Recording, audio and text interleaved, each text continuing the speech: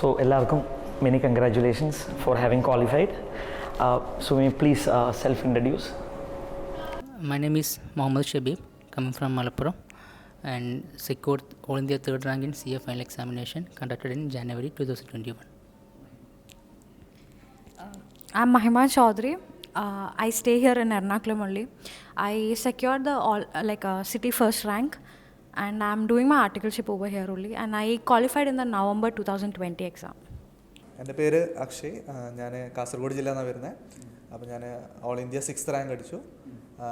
Articleship ചെയ്തത് Muhammad Sali and associates കണ്ണൂരാണ്. ജനുവരി 21 അറ്റൻഡായിരുന്നു. ഓൾ ഇന്ത്യ 27th റാങ്കാണ് ഫൈനൽ എക്സാം. ഇപ്പോൾ എല്ലാ ആൾക്കാർക്കും അല്ലേ വലിയൊരു അച്ചീവ്മെൻ്റാണ് അല്ലേ കിട്ടിയത്. ആദ്യം തന്നെ നിങ്ങളുടെ what do you feel now? കാരണം there is a change in the perspective from being a student to a qualified right now അല്ലേ. ഇത്ര നാളും സ്റ്റുഡൻ്റ് ആയിരുന്നു, ഇപ്പോൾ CA ക്വാളിഫൈഡ്, ഒരു പ്രസ്റ്റീജിയസ് കോഴ്സാണ്. പിന്നെ അച്ഛൻ്റെ അമ്മയുടെയൊക്കെ ഒരു ഫീലിംഗ് ഇപ്പോൾ എങ്ങനെയാണ്? തീർച്ചയായിട്ടും എനിക്ക് റിസൾട്ട് വന്ന സമയത്തുള്ള ഒരു ഫീലിംഗ് ആയിരുന്നു. എൻ്റെ ഉമ്മയുടെ കൂടെ ആയിരുന്നു ഞാൻ റിസൾട്ട് നോക്കിയിരുന്നത്. അപ്പോൾ എൻ്റെ ഉമ്മയുടെ ആ 2 തുള്ളി കണ്ണീര് നമ്മൾ പാസ്സായി എന്ന് പറയുമ്പോൾ അത് എനിക്കൊന്ന് നമുക്ക് ജീവിതത്തിൽ കിട്ടാവുന്ന ഏറ്റവും വലിയ ഗിഫ്റ്റ് ഒരു പക്ഷേ ആ 2 തുള്ളി കണ്ണീരായിരിക്കും. നമ്മൾ അവർക്ക് വേണ്ടി വല്ലതും ചെയ്തു എന്ന് തോന്നിയ ദിവസം കൂടിയായിരുന്നു ആ റിസൾട്ട് വന്ന ആ ഒരു സമയം.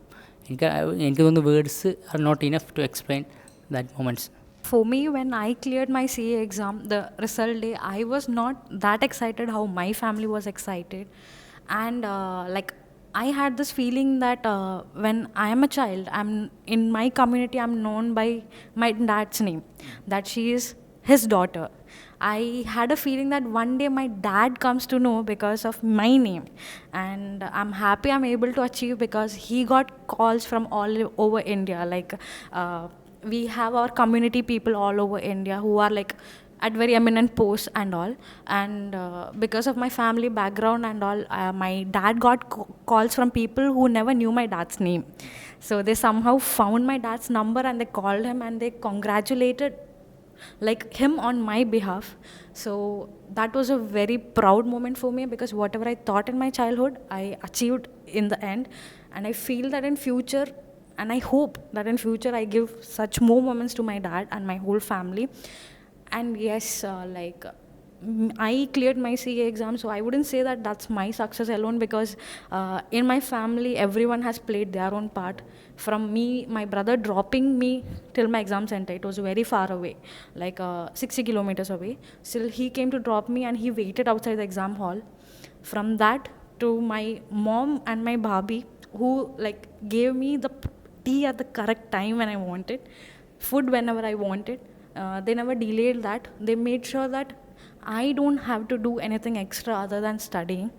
So yes, and dad, he has always been with me from dropping for my classes at 6:45 in the morning and picking me up from here again. My house is 25 kilometers from here.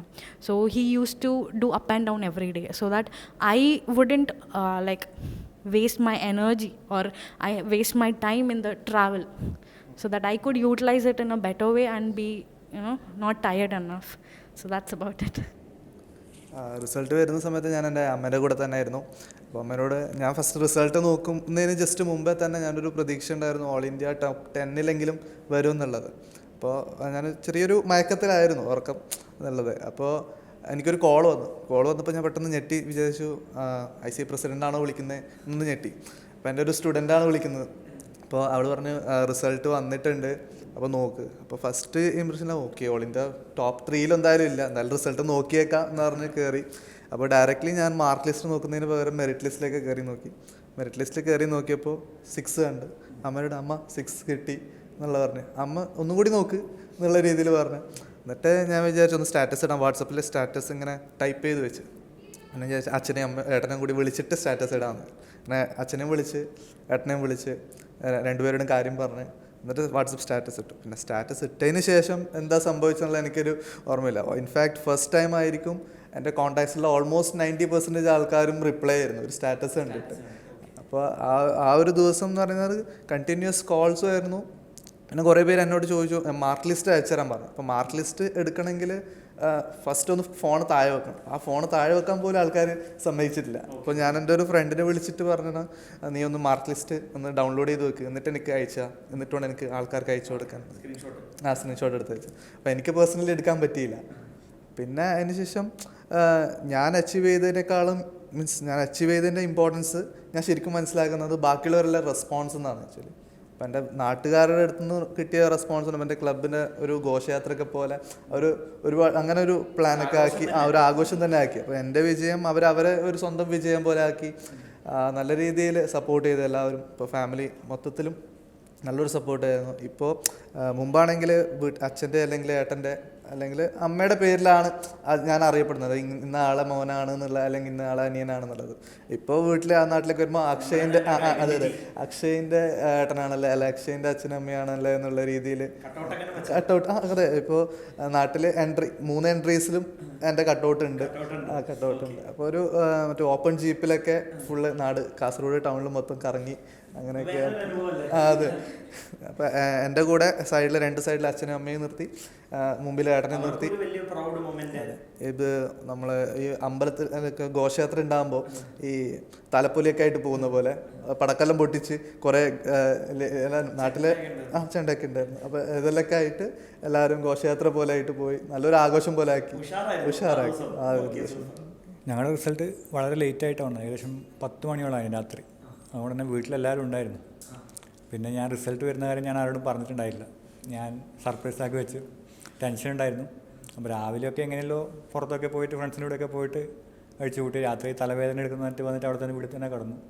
അപ്പോൾ എൻ്റെ front ഉണ്ട് അഖിൽ എന്ന് പറഞ്ഞിട്ട്, അക്ഷയ്ക്കൊക്കെ അറിയാം.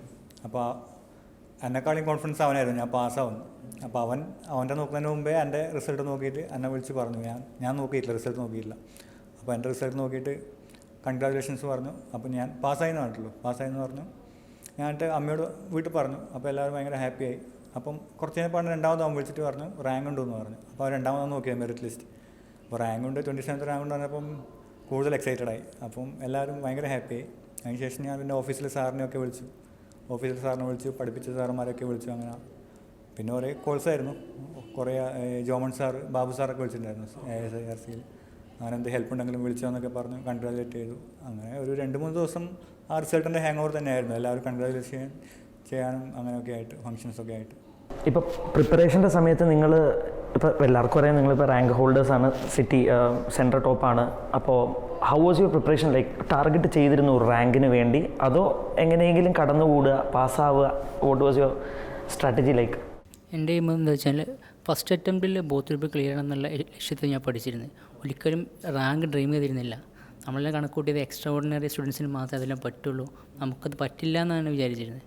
ഞാൻ first attempt clear ചെയ്യാൻ വേണ്ടിയിട്ട് മാത്രമേ പഠിച്ചിരുന്നത്. ഇപ്പോൾ എനിക്ക് തോന്നുന്നു റാങ്കിന് വേണ്ടി പഠിച്ചിരുന്നുവെങ്കിൽ ഒന്നും കൂടി നല്ല റിസൾട്ട് ഉണ്ടാക്കാൻ പറ്റുമെന്ന് ഇപ്പോൾ തോന്നുന്നു.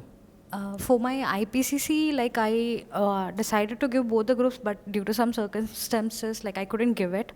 So I had this feeling that be anything final, I have to give both the groups together. So I didn't think about the getting a rank first, but as my studies proceeded, in the end I was in such a situation where I could link the subjects. Like if there's a particular topic in say audit, I could link it with the law provisions that I have studied that at that place, and the section which is missing in company law over there in law is somewhere there in audit. So I could relate that. So I understood that I have a grasp of the subjects, and I focus more on the concepts rather than doing more number of sums, I guess. So yes, I didn't focus for the rank initially, but as my studies proceeded, I thought that if confident enough, and if it's a rank, it's obviously cherry on the cake. So the cake was C and the cherry was rank. So yeah, that's all. Articleship first year ചെയ്തത് മംഗലാപുരത്തായിരുന്നു. അപ്പോൾ അവിടുന്ന് എൻ്റെ സാറിന് 32nd rank ഉണ്ടായിരുന്നു. അപ്പോൾ ആ first year എൻ്റെ ആകുമ്പോഴേക്കും ഞാൻ അവിടെ നിന്ന് ഇറങ്ങി വരാമെന്ന് തീരുമാനിച്ചു. അപ്പോൾ ആ ഇറങ്ങി വരുന്ന സമയത്ത് എൻ്റെ മനസ്സിലൊരു തോട്ട് ഉണ്ടായിരുന്നു, എന്തായാലും സാർ അടിച്ചതിനേക്കാളും കുറച്ച് മുമ്പോട്ടുള്ള ഒരു റാങ്ക് അടിക്കണം എന്നുള്ളൊരു ആഗ്രഹം ഉണ്ടായിരുന്നു. സോ അതിന് ശേഷമാണ് ഞാൻ കണ്ണൂരോട്ട് ഇങ്ങോട്ട് വരുന്നത്. അപ്പോൾ ഫസ്റ്റ് പഠിക്കുമ്പോൾ ജസ്റ്റ് എന്താ പറയുക ബോത്ത് ഗ്രൂപ്പ് ക്ലിയർ ചെയ്യണം എന്നുള്ളൊരു തോട്ടൊക്കെ ആയിരുന്നു.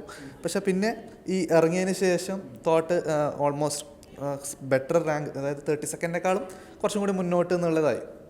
പിന്നെ ഞാൻ നവംബറാണ് എൻ്റെ അറ്റംപ്റ്റ് വരുന്നത്.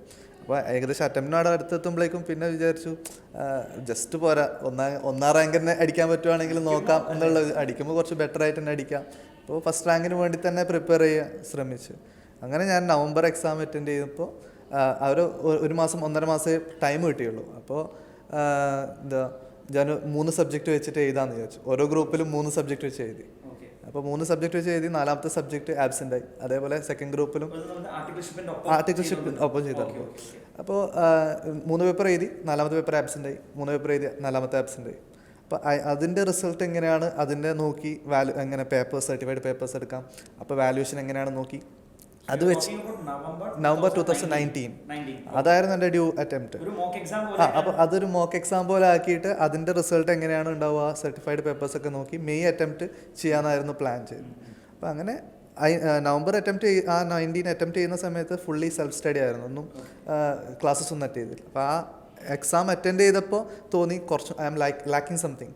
സോ അതിന് വേണ്ടി ഞാൻ എന്ത് ചെയ്തു, 2-3 സബ്ജക്റ്റ് ക്ലാസ്സിൽ പോകാമെന്ന് വെച്ചാൽ ഓഡിറ്റിങ്ങും പിന്നെ ടാക്സ് പേപ്പേഴ്സും ക്ലാസ്സസ് പോയി. പിന്നെ ടാക്സിൻ്റെ ഡയറക്റ്റ് ടാക്സിൻ്റെ ക്ലാസ് അറ്റൻഡ് ചെയ്തുകൊണ്ടിരിക്കുമ്പോൾ ലോക്ക്ഡൗൺ ആയി. അപ്പോൾ പിന്നെ വീട്ടിലോട്ടായി, മാർച്ച് മാസം വീട്ടിലോട്ടായി. പിന്നെ മാർച്ച് മുതൽ പിന്നെ ഒരു നീണ്ട കാത്തിരിപ്പാണ്. ഒരു ഏകദേശം 8 മുതൽ 9 മാസത്തോളം വീട്ടിൽ തന്നെ ഏകദേശമായി. അപ്പോൾ ആ ഒരു ടൈമിൽ മീൻസ് ഫസ്റ്റ് സമയം കിട്ടി. അതായത് മെയ് അറ്റംപ്റ്റിന് വേണ്ടിയിട്ട് മാർച്ചിൽ പഠിച്ച് കംപ്ലീറ്റ് ചെയ്യണം എന്നുള്ളതായിരുന്നു തോട്ട്. പക്ഷേ ഇത് ഇങ്ങനെ ആയതുകൊണ്ട് ഏകദേശം ഒരു ഏപ്രിൽ മെയ് ആകുമ്പോഴേക്കും തീർത്തു. പക്ഷെ പിന്നെ ഒരു 5-6 മാസത്തോളം എക്സ്ട്രാ റിവിഷന് വേണ്ടി കിട്ടിയെന്നുള്ളത്. അപ്പോൾ ബാക്ക് ടു ബാക്ക് റിവിഷൻ ചെയ്ത് സോ അത് ഹെൽപ്പ് ചെയ്തു എന്നുള്ളത്. ഞാനും റാങ്ക് എയിം ചെയ്തിട്ടാണ് പഠിച്ചത്. ഞാൻ ഫസ്റ്റ് റാങ്കാണ് എയിം ചെയ്തത്. എൻ്റെ റൂമിലെ വൈറ്റ് ബോർഡിൽ ഞാൻ AR1 നവംബർ 20 അറ്റംപ്റ്റിനൊക്കെ എഴുതി വെച്ചിട്ടുണ്ട്. സ്റ്റാർട്ടിങ് ഞാൻ മാർച്ച് മാസം അതിന് മുമ്പ് കുറച്ച് ക്ലാസ് അറ്റൻഡ് ചെയ്തിട്ടുണ്ടായിരുന്നു. അതിനുശേഷം പെൻഡിങ്ങുള്ള ക്ലാസ്സൊക്കെ പെൻഡ്രൈവ് ക്ലാസ്, ഓൺലൈൻ ക്ലാസ്സൊക്കെ അറ്റൻഡ് ചെയ്തിട്ടാണ് മാർച്ച് മാസം സ്റ്റാർട്ട് ചെയ്തത്, റീസ്റ്റാർട്ട് ചെയ്തത് ഓഫീസിൽ നിന്ന് ഇറങ്ങിയ ശേഷം. അപ്പം AR1 ആയിരുന്നു എയിം. പക്ഷേ ഫസ്റ്റ് ഗ്രൂപ്പിൻ്റെ പേപ്പേഴ്സ് കഴിഞ്ഞപ്പോൾ തന്നെ എനിക്ക് റാങ്ക് കിട്ടുന്നുള്ളൊരു പ്രതീക്ഷ ഉണ്ടായില്ല. വളരെ ടഫായിരുന്നു എക്സാംസൊക്കെ, ഫസ്റ്റ് ഗ്രൂപ്പിൻ്റെ എക്സാംസൊക്കെ. അങ്ങനെ പിന്നെ എക്സാം കഴിഞ്ഞ ശേഷം റാങ്ക് കിട്ടുന്നൊരു പ്രതീക്ഷ ഉണ്ടായിരുന്നില്ല. പക്ഷേ റിസൾട്ട് വന്നപ്പോൾ റാങ്ക് കിട്ടിയപ്പോൾ നല്ല ഹാപ്പി ആയിരുന്നു. ഇപ്പോൾ നമ്മുടെ ജൂനിയേഴ്സിനോട് പറയാൻ വേണ്ടി എങ്ങനെയായിരിക്കണം പ്രിപ്പറേഷൻ സ്ട്രാറ്റജി ലൈക്ക്? കാരണം ഇപ്പോൾ ഓരോ പേപ്പറായിട്ട് നമ്മൾ നോക്കുവാണെങ്കിൽ do you believe in regular batches or do you believe in crash batches? എങ്ങനെയാണ്? കാരണം നമ്മുടെ നാട്ടിൽ ഇതുവരെയും ഇപ്പോൾ ഓൾമോസ്റ്റ് എല്ലാ ആൾക്കാരും നല്ല രീതിയിൽ ആർട്ടിക്കിൾഷിപ്പ് സീരിയസ് ആയിട്ട് ചെയ്യുന്ന ആൾക്കാർ. അപ്പോൾ ആർട്ടിക്കിൾഷിപ്പ് അണ്ടർഗോയിങ് ആൾക്കാർക്ക് ഈ face to face regular batches register ചെയ്താൽ തന്നെയും ഒരുമാതിരി ചിലപ്പോൾ അറ്റൻഡ് ചെയ്യാൻ പറ്റില്ല. ഔട്ട് സ്റ്റേഷൻ ഓഡിറ്റ് വരും, അല്ലെങ്കിൽ എന്തെങ്കിലും രീതിയിൽ ക്ലാസ്സസ് മിസ്സാവും. അപ്പോൾ കൂടുതൽ ആൾക്കാരും പ്രിഫർ ചെയ്തുകൊണ്ടിരുന്നത് എക്സാം സ്റ്റഡി ലീവിൻ്റെ സമയത്ത് ക്രാഷ് പോലെ ഒരു ബാച്ചസ്. പക്ഷേ ഇപ്പോൾ കൊറോണ വന്നതിന് ശേഷം ഇപ്പോൾ ഓൺലൈൻ ബാച്ചസ്, ഈ പെൻഡ്രൈവ് ബാച്ചസ് ഒക്കെ വന്നതിന് ശേഷം വുഡ് യു ഫീൽ ലൈക്ക് ഒരു 3 കൊല്ലത്തെ ആർട്ടിക്കിൾഷിപ്പിൻ്റെ ഇടയിൽ എങ്ങനെ വേണം നിങ്ങളുടെ ഒരു പ്രിപ്പറേഷൻ സോ ദാറ്റ് നല്ല രീതിക്ക് ആ എഴുതുന്നത് first and final last attempt പോലെ എഴുതി പാസ്സാവാൻ? What is your thoughts? എൻ്റെ അവസ്ഥ പറഞ്ഞു കഴിഞ്ഞാൽ IPC exam both group complete ചെയ്ത ശേഷമാണ് ആർട്ടിക്കിൾഷിപ്പിന് കയറുന്നത്. പിന്നെ നെക്സ്റ്റ് എക്സാം വരുന്ന 4 ഇയർ ഗ്യാപ്പ് ഉണ്ട്. കോവിഡ് കൂടി വന്നതോടുകൂടി എക്സാം എക്സ്റ്റെൻഡ് ആയി 4 വർഷം ഗ്യാപ്പ് വന്നു. അപ്പോൾ അത് ഭയങ്കര ബുദ്ധിമുട്ടായിരുന്നു. അത്രയും 3 വർഷം കഴിഞ്ഞിട്ട് പഠിക്കാൻ സ്റ്റാർട്ട് ചെയ്യുന്നത്. അപ്പോൾ നമുക്ക് സ്റ്റാർട്ട് ചെയ്തില്ല. അപ്പോൾ അതെനിക്ക് തോന്നുന്നു ഇപ്പോൾ ആർട്ടിക്കിൾ ചെയ്യുന്ന പിള്ളേരെല്ലാം അവർ ആർട്ടിക്കിൾഷിപ്പിൻ്റെ സമയത്ത് തന്നെ പ്രോബ്ലം പേപ്പറെല്ലാം ഓൺലൈൻ ക്ലാസ് വാങ്ങി സ്റ്റാർട്ട് ചെയ്യുകയാണെങ്കിൽ അവസാനത്തെ അത് സ്ട്രെസ് ഒഴിവാക്കാൻ കഴിയും. കാരണം നമുക്ക് റീസ്റ്റാർട്ട് ചെയ്യുമ്പോൾ ഒരുപാട് പ്രശ്നങ്ങൾ വരും. ഒരു ദിവസം 2-3 മണിക്കൂർ ഇരിക്കാൻ പറ്റുമോ, പിന്നെ അധികം മുന്നോട്ട് പോകില്ല. അപ്പോൾ നമുക്കൊരു കോൺഫിഡൻസ് പോകും. അപ്പോൾ ആ IPC കഴിഞ്ഞ ഉടനെ തന്നെ വീഡിയോ ക്ലാസ് എല്ലാം വാങ്ങി, എസ്പെഷ്യലി പ്രോബ്ലം പേപ്പേഴ്സ് അമെൻമെൻറ്റ്സൊന്നും വരാനില്ലല്ലോ. അപ്പോൾ അന്ന് തന്നെ സ്റ്റാർട്ട് ചെയ്യുകയാണെങ്കിൽ ഒരുപാട് ബെനിഫിറ്റ് ആകുമെന്ന് എനിക്ക് തോന്നുന്നു. തിയറി പേപ്പറിൽ പിന്നെ അമെൻമെൻറ്റ്സ് വരുന്നുണ്ട്, അവസാനത്തേക്ക് വെച്ചാലും വലിയ ഇഷ്യൂ ഒന്നുമില്ല. അപ്പോൾ ഓൺലൈൻ ക്ലാസ് എഫക്റ്റീവാണ്. നമുക്കൊരു തോന്നലാണ് ഓൺലൈൻ ക്ലാസ് കൊണ്ട് കാര്യമില്ല എന്നുള്ള ഒരു തോന്നലാണ്. പക്ഷേ അത് വെറുതെ ഒരു മിസ്അണ്ടർസ്റ്റാൻഡിങ് ആണത്. ആക്ച്വലി വീഡിയോ ക്ലാസ് നല്ല എഫക്റ്റീവായിട്ടാണ് എനിക്ക് തോന്നുന്നത്. അല്ല, കാരണം CA ഫൈനൽ വരുമ്പോൾ ഇത്തിരി കൂടി മെച്ചുവേർഡ് ക്രൗഡായി, കുട്ടികളല്ല. കാരണം ഓഫീസ് ഗോയിങ് ആൾക്കാർക്ക് ഇത്തിരിയും കൂടിയും ഒരു കൺവീനിയൻസ് ആണ് ഈ ഓൺലൈൻ ക്ലാസ്സസ്, ബാക്കപ്പ് ക്ലാസ്സസ് ഒക്കെ. ഒരു ദിവസം ക്ലാസ് മിസ്സായാലും നമുക്ക് അത് ബാക്കപ്പ് കിട്ടുമ്പോൾ നമുക്കത് ക്യാച്ച് ചെയ്ത്, പിന്നെ ഔട്ട് സ്റ്റേഷൻ ഓഡിറ്റ് വന്നാലും ഓൺലൈൻ ആയതുകൊണ്ട് എവിടെ നിന്ന് വേണമെങ്കിലും ക്ലാസ് എടുക്കാം എന്നൊരു ബെനിഫിറ്റ്. എപ്പോഴും ഒരു റിലേഷൻ ഉണ്ടാകും നല്ലതാണ്. ഒരു 3 വർഷം ബ്രേക്ക് വരുമ്പോൾ എനിക്ക് ഭയങ്കര എഫക്റ്റ് ചെയ്തിട്ടുണ്ട്. അപ്പോൾ എനിക്ക് തോന്നുന്നു ആർട്ടിക്കിൾഷിപ്പിൻ്റെ ടൈമിൽ തന്നെ സീരിയസ് ആക്കിയിട്ട് പഠിപ്പ് അവിടെ നിന്ന് സ്റ്റാർട്ട് ചെയ്യണം, സ്റ്റഡിയെല്ലാം. ഇനീഷ്യൽ സ്റ്റേജിൽ തന്നെ? For me, like I started my few subjects. I started the classes initially itself, but the thing is, there was a big change in the new syllabus, like 2018. So I attended few classes before that. So so one class, such class was SCMP. So the thing was, previously the focus was on the numerical problems. So we did a lot of numerical problems rather than the case studies. Because now they are giving importance on what we write, analysis of what is the numericals. So I decided to do self-study later on because I didn't want to invest again money into the same subject. So like many subjects, like it happened like this. So I would say that like right now there won't be much changes for like FR maximum. I think drastic changes wise has happened in FR as well as SCMP. The other paper, even if you have attended the old syllabus, I would think to a great extent it is covered. Syllabus wise it is covered. Yes, but I thought I'll complete the problem papers beforehand. So I had that thought. So what I would say to the coming people, the future students, is that like FR maximum you can have changes different indays, like 1 or 2 new indays they can introduce, and they can like abolish the old one. I mean eliminate the like before one. And SCMP also, yes, like now what more they can do rather than analysis. Case studies will be coming. Yes, so once you decide how to, I would say rather than mugging a case study, they should see how the brain, how we think when we see a case study. That's more important in CA exams now, I guess. They analyze your analytical skills more than your like memory skills. Memorizing, like how good you mug up, that is not working nowadays because they ask you to analyze a question. So I think that's where few students have a problem nowadays. And moreover, when it comes to this case study, there is a frustration of reading the 2 to 3 pages. What do you feel like? For that, many people lose track of what is written in the first paragraph when they come to the last paragraph. For that, like what I did is I didn't do the case study question in SCMP first. I did it after doing 2 questions. So what benefited it, like case study is a mandatory question. You have to do it. So after reading 2 questions, I am in a pace where I can read fast. So I came to the case study question, and when you read the question itself, when you've like read many case studies before, like the booklet we have from ICA material itself, you know what can be important. You can judge. You get into a track where you can judge what sentence might be important. So I used to take the pencil and just underline that, market that. So because the questions, if you read before also, it's very less that you can analyze. Because case studies are not, you don't have it like paragraph writing where you can see the word and you can write that paragraph. What is the strategy? Like we first of all read the question, then start with the requirement. First you read the requirement so you know this is a requirement, and if you start reading, I think that might it might make some sense, but I would say that the question itself, to understand the question, you have to know what is there in the paragraph in a big this thing. But I would say yes, if you read a question beforehand, you will have at least 2% idea what specifically they are asking. And the main thing is in case study, you have to frame your own, like there should be a flow. Say presentation, a flow chart. Like you can not just write 3 lines from that and say it's over, because in that whole 3 pages for one question, the answer will be in a flow in different way. Because same like there's like starting, introduction, body and conclusion. So those 3 questions will be there, but the 3 questions first, introduction will be there. All the 3 questions, introduction will be in the first paragraph. So you can't say that the first question's answer is there in the first paragraph itself. You will have to like read everything to answer even one question. So that's there for the case study. So I think they can start with the problematic paper now. And I always like hear from people that DT, direct tax has amendments. So it's better we take the classes in the end. But I would say that when you are doing articleship, you're dealing with you're dealing with the subject. So I would actually recommend them not to Google things up, and I would actually ask them to read the Bare Act. That's available online also. So like that thing was taught by my principal. Even in every office you will be having the reckoner. Yes. But like my principal, detailed analysis will also be there at every budget day, because we'll be giving to the client what are the main changes, and maybe you will be responsible, being the 3rd year articleship. It is your responsibility to give amendment information to your client? So, but yeah, as you told, there's a reckoner, but our principal used to be like really adamant about it that read it from the bare act itself. Because reckoner, again, they summarize something. But he asked us to read it from the bare act because he told that once you become a professional, nobody will explain it to you. You will have to read the bare act and you have to understand it. So even law, company law, I read it from the bare act. So yes, in beginning you are like you see one somewhere in like some other color and all, you don't know because the amendment might be below somewhere. So that's how I understood how to read a bare act.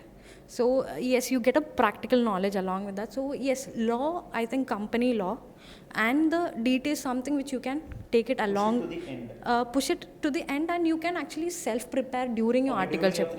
Yes, because I think major parts like TDS, business, profession, everything you do in your audit. So rather than I always did that, like if you have an audit of particular company, a particular section is involved, rather than just having an audit list, I tried to see what the whole section is, and they always a section is connected to another section. So I used to read that section. So in this whole process, I could cover 10 sections at one go because they are connected. So I get to know that. So during articleship itself, I got to know a lot of sections. But yes, in the end, you'd have to have a class, or you yourself should sit and compile those because it's scattered. Yes, it's scattered. You have to know which section is under what. So yes, summarization, brushing up should always be there. And what I had a plan when I was doing my studies is, when my articleship ends, I should be able to complete all my classes. My study leave shouldn't be there to attend some class. So study leave means solid, you should be studying at home. Yes, I should be studying rather than taking classes. But due to COVID, my whole plan didn't work out because many classes were rescheduled, it were cancelled. So then my whole plan changed and I couldn't depend on classes. So I did self-study for a lot of subjects, and I would say if you have a focus that you have to complete this much in this day, I wouldn't be saying you to plan for 1 month. If you can plan for tomorrow and achieve this, that is also a big thing. In the end, you should be satisfied with your daily achievement. So for IDT, I did complete self-study because in my office also, I never took a GST work. I was so damn scared with the word GST. Scared in the sense I ran away from GST audits. So I didn't know anything other than what is the full form of GST.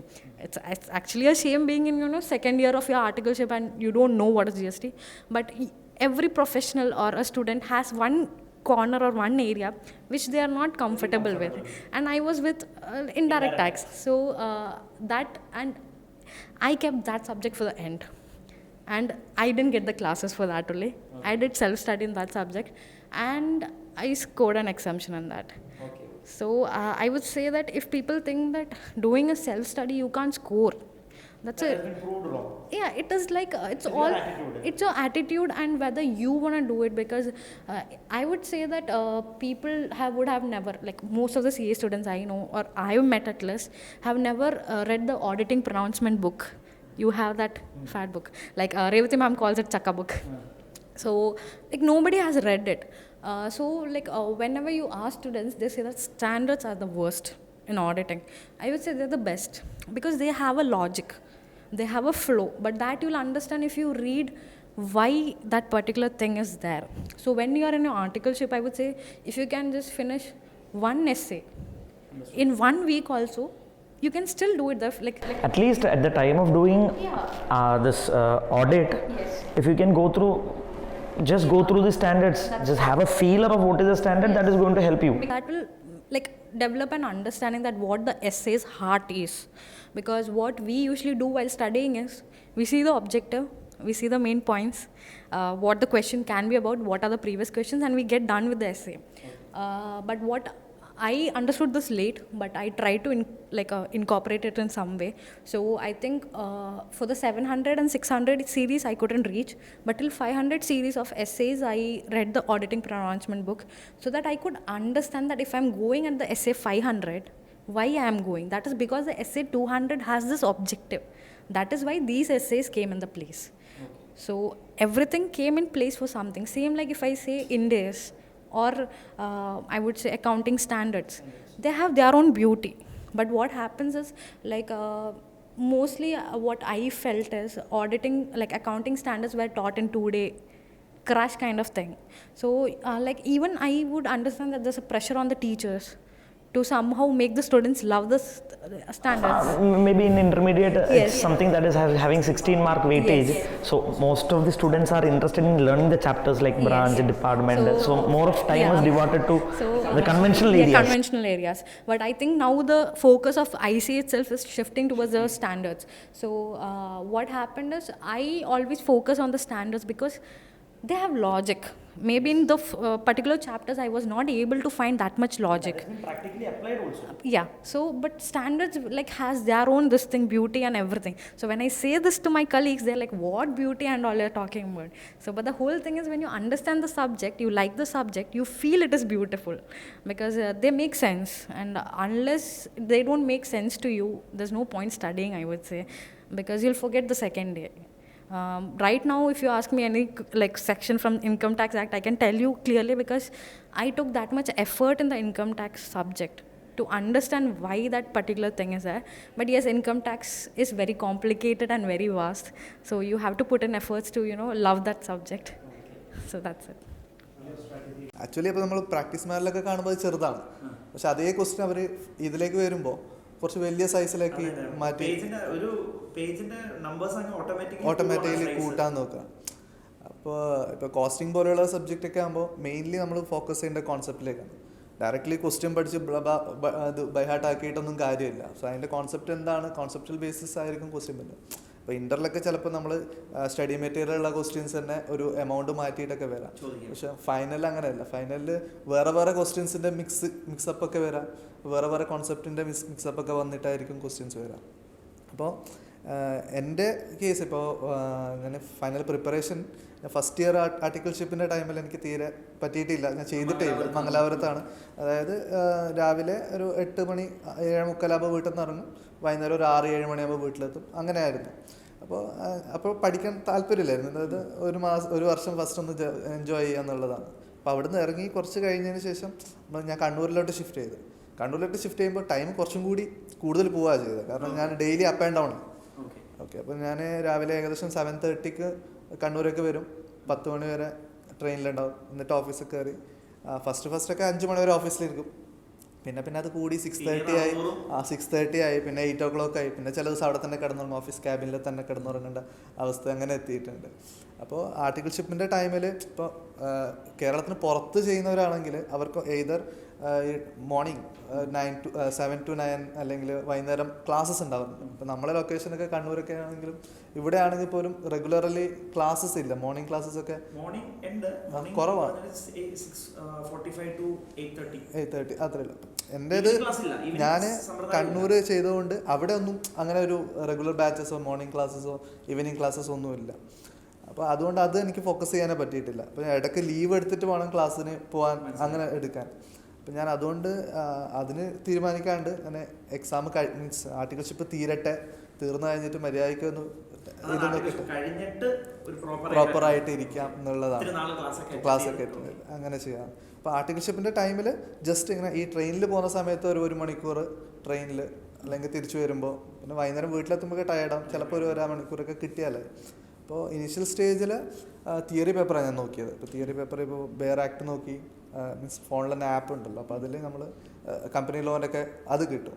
പിന്നെ just ഇസ്ക എപ്പോഴും പേടിയുള്ള സബ്ജക്റ്റാണ്. അപ്പോൾ ആ subject നമ്മൾ എത്ര revise ചെയ്താലും അത് മറന്നു പോകുന്ന ഒരു സംഭവം, പഠിച്ച നാളെ മറക്കുന്ന ഒരു സംഭവം. അപ്പോൾ അത് രണ്ടും വെച്ചിട്ടാണ് ഞാൻ ഏകദേശം സ്റ്റാർട്ട് ചെയ്തത്.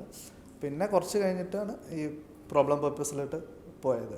പിന്നെ ടാക്സ് പാർട്ട് ഞാൻ ലാസ്റ്റ് ക്ലാസ് അറ്റൻഡ് ചെയ്ത്. അപ്പോൾ ടാക്സ് അമെൻമെൻ്റ് ഒക്കെ വന്ന് ഏറ്റവും അവസാന എൻഡിലോട്ടാണ് നോക്കിയത്. അപ്പോൾ ഇനി വരുന്ന സ്റ്റുഡൻസിനോടാണെങ്കിലും റെക്കമെൻഡ് ചെയ്യാനുള്ളത്, നിങ്ങൾക്ക് തിയറി സ്റ്റാർട്ട് ചെയ്യാം. Along with that FR SFM ഒക്കെ നമുക്ക് സ്റ്റാർട്ടിങ്ങിൽ കൊടുത്താൽ തന്നെ വലിയ കുഴപ്പം വരാനില്ല. പക്ഷെ എനിവേ ഇൻകം ടാക്സും അതേപോലെ IDT keep it to the end എന്നുള്ളതാണ്. മീൻസ് ഓഫീസിൽ പോയിട്ട് നമ്മൾ വർക്ക് ചെയ്യുകയാണെങ്കിൽ അതിന് വേണ്ട ആവശ്യങ്ങളുള്ള കാര്യങ്ങളൊക്കെ പഠിക്കാം. വർക്കിന് ആവശ്യമുള്ള കാര്യങ്ങളൊക്കെ പഠിച്ച് അത് ഇതാക്കാം. പിന്നെ പ്രോപ്പറായിട്ട് മൊത്തം ക്ലാസ് നമുക്ക് ബെറ്റർ എനിക്ക് തോന്നുന്നു അവസാനത്തേക്ക് ഇതാക്കുന്നത്. അപ്പോൾ ഞാൻ അറ്റൻഡ് ചെയ്ത് ഇപ്പോൾ ഓഡിറ്റിംഗ് ഞാൻ ക്ലാസ് അറ്റൻഡ് ചെയ്തു. അതേപോലെ ഫൈനലിൻ്റെ IDTയും DTയും ഇത് രണ്ടും കൂടി ക്ലാസ് അറ്റൻഡ് ചെയ്തു. അപ്പോൾ ഈ 2 ക്ലാസ്സസ് എനിക്ക് കുറച്ചും കൂടി ബെനിഫിഷ്യൽ ആയിട്ട് തോന്നി. ജനുവരി മാസം ഇത് ജനുവരിയിൽ ഞാൻ IDT ചെയ്തു. മാർച്ച് മാസത്തിലാണ്, അത് 2 മാസം മെയിൻ അറ്റംപ്റ്റാണ്. IDT പ്രോപ്പറായിട്ട് ക്ലാസ് കിട്ടി. അപ്പോൾ IDT എന്ന് പറയുമ്പോൾ എൻ്റെ ഹോസ്റ്റലിൽ ഉണ്ടായ മേറ്റ്സൊക്കെ നല്ല പഠിക്കാൻ നല്ല ഇൻട്രസ്റ്റ് ഉള്ള ടീമായിരുന്നു. അപ്പോൾ നമ്മൾ ഒന്നിച്ച് തന്നെ ഇരിക്കുമ്പോൾ ഞാൻ ക്ലാസ് കഴിഞ്ഞ് തിരിച്ച് വരുമ്പോൾ ഞാനൊന്ന് ജസ്റ്റ് നോക്കും, എന്നിട്ട് പിള്ളേർ പറയും നമുക്കൊന്ന് ഡിസ്കസ് ചെയ്യാം. ഞാൻ ഒരാളടുത്ത് പോയിട്ട് ചിലപ്പോൾ ഇന്ന് പഠിച്ച കാര്യങ്ങളൊക്കെ മൊത്തം പറഞ്ഞു കൊടുക്കും. അപ്പോൾ വേറൊരുത്തും വിളിക്കാം, എനിക്കും കൂടി ഒന്ന് പറഞ്ഞുതരും. ഓക്കെ എന്ന് പറഞ്ഞാൽ നെക്സ്റ്റ് ആൾ ഒരേ ദിവസം തന്നെ IDT എന്ത് ചെയ്തു, ഞാനൊരു 3-4 പ്രാവശ്യം അന്നത്തെ ക്ലാസ്സസ് മൊത്തം റിവൈസ് ചെയ്ത് കൊടുത്തിട്ടുണ്ട്. ഓക്കെ, അപ്പോൾ പിന്നെ ചില ദിവസം നമ്മൾ പറഞ്ഞാൽ നമുക്കൊന്ന് പുറത്ത് കറങ്ങാൻ പോകാം. പുറത്ത് നമ്മൾ റോഡിൽ നടന്നുകൊണ്ട് പോകുമ്പോൾ നമ്മളെല്ലാവരും കൂടി ഡിസ്കസ് ചെയ്തുകൊണ്ട് പോയി. അപ്പോൾ അങ്ങനെ IDTയിൽ കുറച്ചധികം ഗ്രിപ്പ് കിട്ടി. So in fact I got almost ഇതുവരെ കേരളത്തിൽ തന്നെ ഹയസ്റ്റ് മാർക്കാണെന്ന് തോന്നുന്നു, 78 കിട്ടിയിട്ടുണ്ട് IDTയിൽ. അപ്പോൾ അൻവർ സാറിൻ്റെ ക്ലാസ് അറ്റൻഡ് ചെയ്തത്, അപ്പോൾ സാറിൻ്റെയും ടോപ്പ് മാർക്കാണ് കിട്ടിയത്. അങ്ങനെ നെക്സ്റ്റ് ഡയറക്റ്റ് ടാക്സിൻ്റെ ചെയ്തു. ഇൻഫാക്ട് അതാണ് എനിക്ക് തോന്നുന്നു മീൻസ് നമ്മൾ സ്വന്തം പഠിക്കുന്നതിനേക്കാളും നമുക്കറിയുന്ന കാര്യം ബാക്കിയുള്ളവർക്ക് പറഞ്ഞു കൊടുക്കുമ്പോൾ കൂടുന്നവരാണ്. അപ്പോൾ അതാണ് ഈ ടീച്ചിങ് പ്രൊഫഷൻ്റെയും ബ്യൂട്ടി. അത് തന്നെയാണ്, നമ്മൾ കൂടുതൽ പറഞ്ഞു കൊടുക്കുമ്പോൾ കൂടുതൽ നമ്മൾ എക്സ്പേർട്ട് ആയിക്കൊണ്ട് വരാണ്. ഓക്കെ, പിന്നെ ഡയറക്റ്റ് ടാക്സിൻ്റെ കേസ് ഞാൻ അറ്റൻഡ് ചെയ്തത് സിദ്ധാർത്ഥ് സാറാണ്. അപ്പോൾ സിദ്ധാർത്ഥ് സാറിൻ്റെ നോട്ട്സ് കൃത്യമാണ്. അതായത് നമുക്ക് ലാസ്റ്റ് 1.5 ഡേയ്സിൽ വേറെ ഒന്നും റെഫർ ചെയ്യാണ്ട് സാറിൻ്റെ നോട്ട്സ് മാത്രം നോക്കി നമുക്കത് ക്ലിയർ ചെയ്യാൻ പറ്റും. അപ്പോൾ എൻ്റെ കേസ് 6th പേപ്പർ ഇസ്ക പേപ്പർ കുറച്ച് ടൈറ്റായിരുന്നു, പ്രതീക്ഷിച്ചതിനേക്കാളും ടൈറ്റായിരുന്നു. അപ്പോൾ തോക്കുവോ ഇല്ലയോ എന്നുള്ളൊരു പ്രതീക്ഷയിൽ നിന്ന് ആണ് ഞാൻ ആ ഒരു ദിവസം അടുത്ത റിസ്കി സബ്ജക്റ്റ് ഡയറക്റ്റ് ടാക്സ് എന്നുള്ള വാസ്റ്റ് സബ്ജക്റ്റ് പഠിക്കേണ്ടത്. അപ്പോൾ ആ ഒരു 6th പേപ്പർ കഴിഞ്ഞിട്ടുള്ള ടെൻഷനിൽ നിന്ന് 7th പേപ്പറിലേക്ക് പോകുമ്പോൾ ആ ഒരു നോട്ട്സ് മാത്രമാണ് എനിക്ക് ഇതായത്. അപ്പോൾ നമ്മളിപ്പോൾ ഫുൾ ആക്ട് അല്ലെങ്കിൽ ഫുൾ ഇൻകം ടാക്സ് എന്ന് പറഞ്ഞാൽ തലേ ദിവസം നോക്കാമെന്ന് പറഞ്ഞത് നടക്കുന്ന കാര്യമല്ല. ഇവൻ 1 ഇയർ ഫുള്ളി ഇരുന്നാൽ പോലെ ഇൻകം ടാക്സ് നമുക്ക് ഒരിക്കലും കംപ്ലീറ്റ് തീർക്കാൻ പറ്റുന്ന സംഭവമല്ല. അപ്പോൾ ആ എക്സാമിന് വേണ്ടി ആ ഒരു 1.5 ഡേയ്സ് അത് നല്ലോണം ഹെൽപ്പ് ചെയ്തു. സോ ഇൻകം ടാക്സ് കുറച്ചൊരു ആവറേജ് എന്നുള്ള ആവറേജ് അല്ല, ബെറ്റർ എക്സംഷന് ജസ്റ്റ് മിസ്സായി പോയി എന്നുള്ള രീതിയിൽ കിട്ടിയിട്ടുണ്ട്. അപ്പോൾ ആ ഒരു ഹെൽപ്പ് അതുണ്ടായിരുന്നു. ഞാൻ കണ്ണൂർ തന്നെയാണ് ആർട്ടിഷിപ്പ് ചെയ്തത്, നാട്ടിൽ തന്നെയാണ്. പക്ഷേ പറഞ്ഞ പോലെ അവിടെ റെഗുലർ ക്ലാസ് മാത്രമല്ല, ഫൈനലിന് ഒരു ക്ലാസ്സും കണ്ണൂർ പ്രൊവൈഡ് ചെയ്യുന്നുണ്ടായില്ല, അവൈലബിൾ. ഇപ്പോൾ സ്റ്റാർട്ട് ചെയ്തിട്ടുണ്ട്, ക്രാഷ് കോഴ്സൊക്കെ സ്റ്റാർട്ട് ചെയ്തിട്ടുണ്ട്. നമ്മൾ പ്രിപ്പയർ ചെയ്യുന്ന സമയത്ത് ഫൈനലിൻ്റെ ക്ലാസ് ഒന്നുമില്ല. അപ്പം ലീവ് എടുത്തിട്ട് കൊച്ചിയിലോട്ട് വരണം ഫൈനൽ. യെസ്, വേറെ പിന്നെ ഓൺലൈൻ ക്ലാസ്സിനെ പറ്റി നമുക്ക് ആ സമയത്ത് അറിയുന്നുണ്ടായില്ല. ഓൾറെഡി പെൻഡ്രൈവ് ക്ലാസ്സൊക്കെ ഉണ്ടായിരുന്നു, നോർത്തിലെ ഫാക്കൽറ്റീസൊക്കെ കൊടുക്കുന്നുണ്ട്, പക്ഷെ നമ്മൾ അതിനെപ്പറ്റി അറിയുന്നുണ്ടായിരുന്നില്ല. പിന്നെ അതുപോലെ തന്നെ ഓഫീസിൽ ഒരു ചിൽ മൂഡാണ്. അപ്പം ആരും ഫസ്റ്റ് 2 ഇയേഴ്സ് ആരും പഠിക്കുമൊന്നുമില്ല ഓഫീസിൽ. എന്തായാലും ഫൈനലിന് പ്രിപ്പയർ ചെയ്യുന്നവർ ആരുമില്ല ഫസ്റ്റ് 2 ഇയർ ഒന്നും. 2 ഇയർ കഴിഞ്ഞ ശേഷമാണ് ഒരാളും ഓഫീസിന് ലീവ് എടുത്ത് ക്രാഷിനായാലും വന്നുകൊണ്ടിരുന്നത്. അപ്പം നമ്മളൊക്കെ ജോയിൻ ചെയ്യുന്നവർ ഓഫീസിനാലും പാസ്സായിട്ടുണ്ടായില്ല, ഫൈനൽ പാസ്സായിട്ടുണ്ടായില്ല. 40 ഇയേഴ്സോളം ആയിട്ടുണ്ടാവും ഓഫീസിൽ സ്റ്റാർട്ട് ചെയ്ത്. അപ്പോൾ ആരും പാസ്സായിട്ടുണ്ടായില്ല. അപ്പം നമ്മൾ ജോയിൻ ചെയ്ത ശേഷം അതിനൊരു സീനിയർ പാസ്സായിട്ടുണ്ട്. ഒരു നല്ല തുടക്കം അല്ലേ? ഒരു സീനിയർ പാസ്, പിന്നെ 3 ആൾ പാസ്സായി. എനിക്ക് മുമ്പ് 3 ആൾ പാസ്സായിരുന്നു ഓഫീസിൽ. അപ്പോൾ അവരെല്ലാം കൊച്ചിയിൽ തന്നെ, കൊച്ചി തൃശ്ശൂർ ബേസിലേക്കാണ് ക്ലാസ്സാക്കി വന്നിട്ടുണ്ട്, ക്രാഷ് കോഴ്സ് ചെയ്യുന്നത്. അതൊക്കെ കാര്യം തന്നെയാണ് ഞാൻ റെഗുലർ ക്ലാസ് അറ്റൻഡ് ചെയ്തിട്ടില്ല, ക്രാഷിനാണ് വന്നത്. അപ്പോൾ 5 ക്ലാസ് ക്രാഷ് അറ്റൻഡ് ചെയ്തു. പിന്നെ 3 ദിവസം ലീവ് എടുത്ത് വന്നത്. 3 ദിവസം ലീവ് എടുത്ത് വന്ന ശേഷം പിന്നീട് ഒരു എക്സാം അറ്റൻഡ് ചെയ്യാനുള്ള പ്ലാനിലാണ് ക്ലാസ് വന്നിട്ടുണ്ടായിരുന്നു. നവംബറിൽ ക്ലാസ്സിനെ വന്നിട്ടുണ്ടായിരുന്നു. അപ്പോൾ ഞാൻ ജനുവരിയിൽ ഇറങ്ങിയിട്ട് ബാക്കിയുള്ള ക്ലാസ്സസ് കൂടി അറ്റൻഡ് ചെയ്യാനുള്ള പ്ലാനിലായിരുന്നു തന്നെ ഉണ്ടായിരുന്നു. പക്ഷേ ആ സമയത്ത് ഒരു ലീവ് കിട്ടിയിട്ടുണ്ടായില്ല, ഒരു തിരക്കൊക്കെ ലീവ് കിട്ടിയതുകൊണ്ട് ഞാൻ എക്സാം നവംബറിലേക്ക് മാറ്റിക്കണം പ്ലാനായിരുന്നു. പിന്നെ ആർട്ടിഷിപ്പ് കംപ്ലീറ്റ് ചെയ്തിട്ട് ഞാൻ ഫെബ്രുവരി മാസം ആ ഓഫീസിൽ ഇറങ്ങി. അങ്ങനെ മാർച്ച് മുതൽ ബാക്കി ക്ലാസ്. അപ്പോൾ കൊറോണയൊക്കെ സ്റ്റാർട്ട് ചെയ്തപ്പോൾ പിന്നെ ക്ലാസ് ഉണ്ടായിരുന്നു, ഫേസ് ടു ഫേസ് ക്ലാസ് ഉണ്ടായിരുന്നു. പിന്നെ പെൻഡ്രൈവ് ക്ലാസ്സും ഓൺലൈൻ ക്ലാസ്സൊക്കെ ആയിട്ടാണ്. ഇപ്പോൾ 2 ഇയേഴ്സൊക്കെ നമ്മൾ പാസ്സായി കഴിയുമ്പോൾ അവർ ഇപ്പോഴേ പഠിക്കാൻ വേണ്ടി ചോദിക്കുന്നുണ്ട്, ഏത് സ്റ്റാർട്ട് ചെയ്യണം ചോദിക്കുന്നുണ്ട് ഓഫീസിൽ. അപ്പോൾ ഞാൻ സജസ്റ്റ് ചെയ്യുന്നത് FRഉം SFMഉം പിന്നെ SCMPയും ചെയ്തോണ്ടാണ് ഞാൻ സജഷൻ കൊടുക്കാറ്. പിന്നെ ഓഡിറ്റിങ്ങും വലിയ സ്റ്റാൻഡേർഡ്സൊന്നും വലിയ ചേഞ്ചസ് വരാൻ സാധ്യതയില്ല. അതുകൊണ്ട് സ്റ്റാൻഡേർഡ്സ് കുറച്ച് ടെക്നിക്കൽ ആയതുകൊണ്ട് തന്നെ കുറച്ച് പഠിക്കാൻ വേണ്ടിയിട്ടും പിന്നെ ഓർമ്മിച്ചിരിക്കാൻ കുറച്ച് ഡിഫിക്കൽട്ടാണ്. അപ്പോൾ അതും കൂടി ഞാൻ പ്രിപ്പയർ ചെയ്തോണ്ടാണ് ഞാൻ സജഷൻ കൊടുക്കാറുള്ളത്.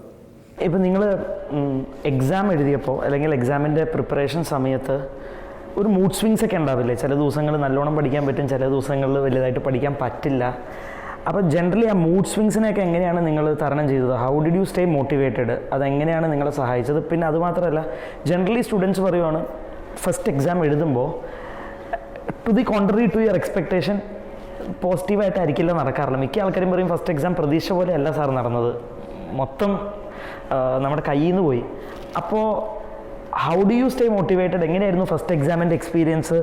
അത് നെഗറ്റീവായിട്ടാണോ വന്നത്? എന്നിട്ട് എങ്ങനെയാണ് അവിടെ നിന്ന് ഒരു ഉയർത്തിനിപ്പോൾ എങ്ങനെയാണ് ആ മോട്ടിവേഷനെ പറ്റി, നിങ്ങളുടെ മൈൻഡ് സെറ്റിനെ പറ്റി ഒന്ന്. ഈ സ്ട്രെസ്സും ടെൻഷനെല്ലാം ഈ കോഴ്സിൻ്റെ ഭാഗമാണ്. അതില്ലാതെ ആരും പാസ്സാവില്ല. അപ്പോൾ എല്ലാ സ്റ്റുഡൻസും മനസ്സിലാക്കേണ്ടത് ടെൻഷൻ ഇല്ലാതെ ഒരിക്കലും ചെയ്യാൻ പറ്റില്ല. അപ്പോൾ നമ്മൾ ടെൻഷൻ വരുന്ന സമയത്ത് അത് കുറക്കാൻ പറ്റുന്ന എന്ത് വഴിയുള്ളത് അത് സ്വീകരിക്കാം. അപ്പോൾ എനിക്കുള്ളത്, ഞാൻ ടെൻഷൻ ഓവറാകുമ്പോൾ ഉമ്മാൻ്റെ അടുത്ത് പോയി അല്പം സംസാരിക്കും. എന്നിട്ടും മാറിയില്ലെങ്കിൽ ഫ്രണ്ട്സിൻ്റെ കൂട്ടി ബീച്ചിലെല്ലാം പോയി ഒരു 1 hour സ്പെൻഡ് ചെയ്യുമ്പോൾ നമുക്ക് ഓട്ടോമാറ്റിക്കായിട്ട് ആ ടെൻഷനെല്ലാം മാറി റിലാക്സ്ഡ് ആവും. പിന്നെ പഠിക്കുന്ന സമയത്താകുമ്പോൾ ചിലപ്പോൾ നമുക്ക് തിയറി പേപ്പർ പഠിക്കാനേ ഒരു മൂഡ് ഉണ്ടാവില്ല. ആ സമയത്ത് ചെറിയ പ്രാക്ടിക്കൽ പ്രോബ്ലംസ്, ഈസി ചാപ്റ്റേഴ്സ് നിങ്ങൾ സ്റ്റാർട്ട് ചെയ്ത് വരുമ്പോൾ ഒരു ഫ്ലോ എത്തിക്കഴിഞ്ഞാൽ 4 ക്വസ്റ്റ്യൻസൊക്കെ ആൻസർ ഈക്വൽ ആയി കഴിഞ്ഞാൽ നമുക്കൊരു കോൺഫിഡൻസ്, ഒരു ഹാപ്പിനെസ് വരും. അപ്പോൾ നേരെ തിയറി സബ്ജക്റ്റിലേക്ക് ഷിഫ്റ്റ് ചെയ്യും. തിയറി പഠിച്ച് ഒരു മൂഡ് മാറിക്കഴിഞ്ഞ് ചടച്ച് വരുമ്പോൾ നേരെ പ്രോബ്ലംസ് ഷിഫ്റ്റ് ചെയ്യും. അപ്പോൾ വെറുതെ ഇരിക്കരുത്, നമ്മൾ പഠിക്കന്നെ വേണം. ഓവർ ടെൻഷൻ ഇനിയും മെല്ലെ മാറ്റി എഫക്റ്റീവായിട്ട് ചെയ്യാം. ഫസ്റ്റ് എക്സാം എല്ലാവർക്കും ഭയങ്കര ടഫാകും. ക്വസ്റ്റ്യൻ പേപ്പർ സിമ്പിളാണെങ്കിൽ പോലും നമുക്ക് ഭയങ്കര ടഫായിട്ട് തോന്നും ഫസ്റ്റ് എക്സാം. കാരണം ഞാൻ പറയും 4 വർഷം കഴിഞ്ഞ് ഞാനൊരു എക്സാം എഴുതുന്നത്. മോക്ക് ടെസ്റ്റ് ഞാൻ വീട്ടിലൊരു എക്സാം അറ്റ്മോസ്ഫിയർ ഉണ്ടാക്കിയിട്ട് ഞാൻ എഴുതിയിരുന്നു. 2 to 5 വീട്ടിൽ തന്നെ പ്രിൻ്റൗട്ടെല്ലാം എടുത്ത് ചെയ്തിരുന്നു. എങ്കിൽ പോലും എക്സാമുകൾക്ക് എത്തുമ്പോൾ ഒരു വല്ലാത്ത അറ്റ്മോസ്ഫിയർ ആണല്ലോ. അപ്പോൾ ഫസ്റ്റ് ക്വസ്റ്റ്യൻ വായിക്കുമ്പോൾ, എസ്പെഷ്യലി ഫസ്റ്റത്തെ ക്വസ്റ്റ്യൻ ഭയങ്കര ടഫാണെങ്കിൽ പോയി നമുക്ക് ഭയങ്കര ഒരു ടെൻഷൻ തോന്നും. പിന്നെ എളുപ്പമുള്ള ക്വസ്റ്റ്യൻ ബാക്കി ഒരുപാടുണ്ടാവും, എന്നാലും നമുക്കത് ഭയങ്കര ടഫായിട്ട് തോന്നും. അപ്പോൾ എനിക്ക് AMA ആയിരുന്നു ഭയങ്കര പ്രശ്നം വന്നിരുന്നത്. ഞാൻ ആ സമയത്ത് ക്വസ്റ്റ്യൻ പേപ്പർ വായിച്ചു, ഭയങ്കര ടഫ് തോന്നിയ സമയത്ത് 5 മിനിറ്റ് ഒന്നും ചെയ്യാതെ ഹാളിലിരുന്നു. അതെ 15 ക്വസ്റ്റ്യൻ ആൻസർ ചെയ്തുള്ള പേപ്പർ കിട്ടിയ ശേഷം 5 മിനിറ്റ് ഞാൻ ഇരുന്നിട്ട് ഇങ്ങനെ പ്രാർത്ഥിച്ചു. ദൈവത്തോട് പ്രാർത്ഥിച്ചിട്ട് പറഞ്ഞു എനിക്ക് ജസ്റ്റ് 40 മാർക്ക് ആവശ്യമുള്ളൂ, അത് തന്നാൽ മതിയെന്ന് പ്രാർത്ഥിച്ചു. അതെ, എന്നിട്ട് ഞാൻ ഫസ്റ്റ് ഏറ്റവും എളുപ്പമുള്ളൊരു ക്വസ്റ്റ്യൻസ് എടുത്തു. അതുകൊണ്ട് എനിക്ക് തോന്നുന്നു 10 മാർക്കിൻ്റെ ക്വസ്റ്റ്യൻ ആയിരുന്നു അതെനിക്ക് നല്ല കോൺഫിഡൻസ് ഉണ്ടായിരുന്നു ചെയ്തു. പിന്നെ എനിക്ക് തോന്നി ഇനി 90 മാർക്ക് ബാക്കിയുണ്ട്, ഒരു ഓപ്ഷൻ എക്സ്ട്രാ ഉണ്ട്. അപ്പോൾ അറൗണ്ട് 104 മാർക്കിൻ്റെ ക്വസ്റ്റ്യൻസ് നിന്ന് ഇനിയൊരു 30 മാർക്ക് ഞാൻ എഴുതിയിരിക്കേണ്ടുള്ളൂ. അപ്പോൾ എന്തായാലും കിട്ടുന്നൊരു കോൺഫിഡൻസിൽ എഴുതാൻ തുടങ്ങി. അപ്പോൾ നമുക്ക് ഭയങ്കര ടഫായ ക്വസ്റ്റ്യൻസ് പോലും സിമ്പിളായിട്ട് വരും. നമ്മൾ ടഫായ എക്സാം പോകുന്ന നമ്മൾ എനിക്ക് 40 മാർക്ക് മതി, അതിനുള്ള ആൻസേഴ്സ് ഇതിലുണ്ട് എന്നുള്ളൊരു വിശ്വാസത്തിൽ നമ്മൾ എഴുതാം. പിന്നെ നമ്മൾ ആദ്യം എക്സ്പെക്റ്റ് ചെയ്യേണ്ടത് എനിക്ക് കാണുന്ന ഫസ്റ്റ് ക്വസ്റ്റ്യന് ഭയങ്കര ടഫാണെന്ന് ആദ്യം മനസ്സിനെ പറഞ്ഞ് വിശ്വസിപ്പിക്കുക. പിന്നെ നമുക്ക് ടഫായി കഴിഞ്ഞാലും പ്രശ്നമില്ല, നമ്മൾ ഓൾറെഡി അങ്ങനെ പ്രതീക്ഷിച്ച് പോകുന്നതാണ്.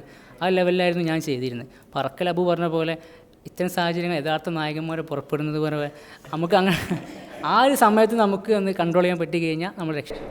അല്ല, കാരണം കുറേ സ്റ്റുഡൻസ് ജനറലി പറയുന്നതാണ് സാറേ, ഫസ്റ്റ് എക്സാം തന്നെ ഡിഫിക്കൽട്ടായപ്പോൾ തന്നെ ഐ ലോസ്റ്റ് മൈ ഹോപ്പ്, പിന്നെ വേണ്ട അല്ലെങ്കിൽ ഓപ്റ്റ് ഔട്ട് ചെയ്തു. കുറേ ആൾക്കാർ ആ സമയത്ത് ഇങ്ങനെ വിളിച്ചിട്ട് ഫസ്റ്റ് എക്സാം പോയി സാർ എന്നൊരു ഓപ്റ്റ് ഔട്ട് ചെയ്യട്ടെ, ഈ അടുത്ത തവണ പരീക്ഷ എഴുതാം, ഒരു നെഗറ്റീവ് മൈൻഡ് സെറ്റിലോട്ട് അങ്ങ്. ആ ഫസ്റ്റ് എക്സാമിൻ്റെ ക്വസ്റ്റ്യൻ പേപ്പർ ആയിട്ട് നമ്മൾ വീട്ടിൽ പോയി നോക്കുമ്പോൾ നമുക്ക് എല്ലാം അറിയുന്ന ക്വസ്റ്റ്യൻസ് ആയിരിക്കും. അപ്പോൾ അതായിരുന്നു. അപ്പോൾ നമുക്ക് ആ എക്സാം ആളുന്നത് കത്തില്ല, നമുക്ക് ആ ടെൻഷൻ കൂടിയോണ്ടുള്ള ഒരു പ്രശ്നം. എങ്ങനെയാണ് പരീക്ഷ എഴുതി കഴിഞ്ഞ് വന്നിട്ട് പിന്നെയും വീട്ടിൽ പോയി ആ ക്വസ്റ്റ്യൻ പേപ്പർ തിരിച്ചു നോക്കുന്ന ഒരു ശീലം അതുണ്ടോ? അത് കഴിഞ്ഞു, അത് സംഭവിച്ചു, വിട്ടുകളയുക, ആ പേപ്പർ മാറ്റി വെക്കുക, അതോ ഫ്രണ്ട്സായിട്ട് അവരോട് ഡിസ്കസ് ചെയ്യാറുണ്ടോ ഈ ആൻസർ ശരിയായോ, എങ്ങനെയാണ് നിങ്ങളുടെയൊക്കെ? നോർമലി ഞാൻ ചെയ്യാറില്ല, പക്ഷേ ഭയങ്കര ടഫായിട്ട് എനിക്ക് തോന്നിയ എക്സാം ഉണ്ടെങ്കിൽ ജസ്റ്റ് ഒരു കോൺഫിഡൻസ് കിട്ടാൻ വേണ്ടിയിട്ട് ഞാൻ നോക്കാറുണ്ടായിരുന്നു. അങ്ങനെ ഞാൻ നമ്മുടെ ഒപ്പം തന്നെ മറ്റുള്ളവർക്കും ടഫായോ എന്നുള്ള കോൺഫിഡൻസ് എനിക്ക് മാത്രമാണോ? അപ്പോൾ അങ്ങനെ എനിക്ക് AMA ആയിരുന്നു കുറച്ച് പേരുണ്ടായിരുന്നു. അപ്പോൾ ഞാൻ ജസ്റ്റ് വീട്ടിൽ പോയി ജസ്റ്റ് നോക്കി. അപ്പോൾ ഞാൻ ഇത് ഇക്വേഷൻസ് എല്ലാം കറക്റ്റായിരുന്നു. പിന്നെ ബാക്കി വല്ലാതെ നോക്കിയില്ല, നമുക്ക് ആ കോൺഫിഡൻസ് ബാക്കി 3 എക്സാം എഴുതാനുണ്ടല്ലോ. അപ്പം അങ്ങനെ ജസ്റ്റ് ഞാൻ AMA മാത്രമേ നോക്കിയിരുന്നു, കുറച്ച് ടഫ് ആയതുകൊണ്ട്. For me, mood swings while studying was on the peak because I am like still confused whether like first attempt is there, obviously they say it's a golden attempt and all. So I was like, should I skip the attempt, because my attempt was in November 2020 and I didn't attend my classes also. So I had this feeling that by taking the self-study option, am I doing a mistake? Because I was confident that I could do justice to what I'm studying. But when you talk to people around you, you feel that, okay, they know a lot than what you know. So yeah, preparation, because the thing is that I was more focused on concepts, and the thing is that when a question comes in front of you, you should know how to apply those concepts. So that was not there at that point of time when I say that I did self study for IDT for say. So like I just randomly, there's this past question paper behind a book. So I was like, cool, I studied everything, I'll just see through it. I read the first question, blank. I don't know which section itself it is. So I thought at that moment that, am I doing a mistake? This happened when? During my like study leave time. Okay. Yeah. That means when you're preparing for November, or you? November 2020. I was like preparing for that only, November 2021. I gave it, 20. So that was my attempt. So I was like, should I give it in the May exam or should I take the opt-out option? Okay. So that was my whole thinking. And then I was like, no, let me have some self-confidence on myself. I'll give the exam somehow. And then like I had little health issues and everything going on. So I was thinking that why me? I used to think that like I had a different kind of pressure along with the study pressure. That why I have to get the same thing at the time when I'm giving my exam. Like at one. Even during your intermediate. Yes, I had that. So I had this whole thing like where I would connect my past and think about and like zone out and feel bad about it, that why it's happening right at my exam time. I had 3 years of my articleship. Why not then and why now? So I had that feeling and I would obviously feel like very down. So as I always say, like your motivation will be somewhere around you. You just have to find it out. So for me, it was my family. So like I would go talk to them for some time whenever I feel like I'm done, and I would say you will actually break down, and it's pretty normal. If you're breaking down, that's when you have to understand you're actually studying. Because you won't get tired unless you actually do some work. So if you're having the mental breakdown, Consequence of the effort that you're putting, and I would actually recommend that like if you're studying some theory subject, it's better if you take half-hour study and a 5 months break. So for that 5 months you don't have to go do something which will consume a lot of time. Just sit there over like that, that's it. You can just scribble something or anything you can do. But I would say that's really important that you take that 5 months off, because you will be feeling happy that you studied for 10 hours, but you might not be sure that those were effective for you. Because I never took hours into consideration. Hours is not a criteria. For me, it was never a criteria. At the end of the day, I would see what all I covered. If I'm not satisfied, I would do that tomorrow. And make sure tomorrow I'm satisfied. So I wanted to be sure that I am satisfied at the end of the day. Because even if I leave a portion, I should be confident about that. And I shouldn't be thinking that why I left it. So yes, had I studied that, I would be achieving a different rank, that is true. But at some point you should be self-content about something. So that was there. And yes, friend circle actually plays an important role. For me, like I didn't talk much to people at that point of time. I was a part of Sikasa, but it becomes a little bit different when you're from a different state and all. Although we say that it's not, but at some point of time you do have differences, and that is like totally normal to have those. But I had such friends who had faith in me, and I would say that no, I can't do it, but they would say that we know you'll do it. It's just that we are looking at how much mark you do it with. So They were like confident that I'll pass, okay? But they are like, we want to see how good you do it. And since my IPCC days, if you might be knowing him, CA Rajiv Ramnath and Sharma sir. So those both are my mentors. Like I constantly call them and I crib about a subject to them. Like if you don't like a subject, like IT, SM, like during IPC, I used to crib about the subject to them. But I'm happy they had the patience to listen to that. So yes, it depends on who people you're surrounded with and whether they motivate you. So yes, the people around me motivated me. And then about the exam day, it's like the first exam was FR for me. So I didn't do any mock test. I didn't do it even for my IPCC. I've never attended a mock test. Never. Direct exam. I actually took an accounts mock test in ICA Bhavan itself. But you have this mandatory 2 hours time for a mock test. In the 3rd hour, you can leave. So I didn't have the patience, to be truthful. That is my fault. a quality, I would say. I didn't have the patience to sit and repeat that same process after a month again in the exams. I can't go through that again. So like FR was my first this thing. So had I given a mock test, it would be different. I would be prepared. But yes, that was my warming up. Exam was like everybody told the questions were like okay, like it were from the textbook and all. But when you sit in the exam hall, it's a different scenario. Even if it's from textbook, it's not important. It will click to you at that point of time. Because when you sit at home, it's a different scenario. When you sit in the exam hall, it's a very different scenario. So for FR, I was sad. I know I'll clear, but that was a paper where I thought I'll get the 60. So that I can cover my theory part. So that was your expectation? Expectation that I would get 60-60 in SFM somehow, and so that if I get an audit law, I can be sure of it. My hopes lost. I am like 40 I'll get, I'm pretty sure, but I can't expect more than 50. I was pretty sure about that. So you were down after first exam? yeah, I was down after that, and I was like not thinking of opt out at that point of time because How fast you were able to recover? I had this thing that I lost over here. Then yeah, if they made this paper tough, they might make SFM easy, and I'll just get through it because I still didn't feel that down with that.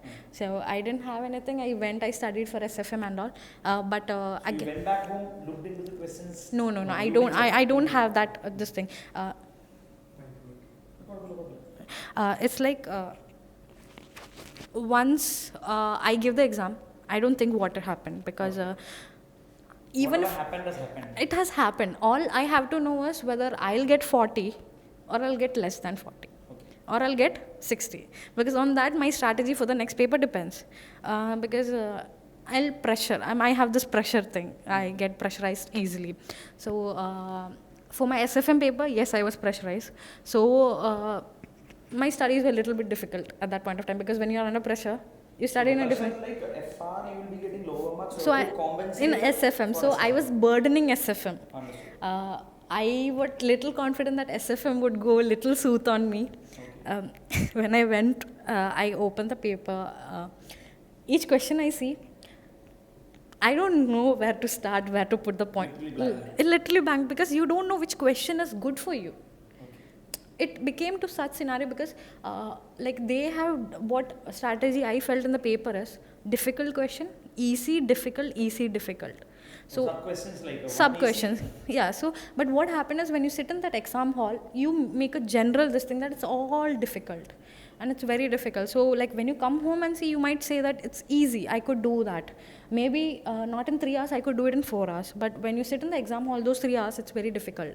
So that's why I was like, which question should I put my pen on and start writing? I didn't know.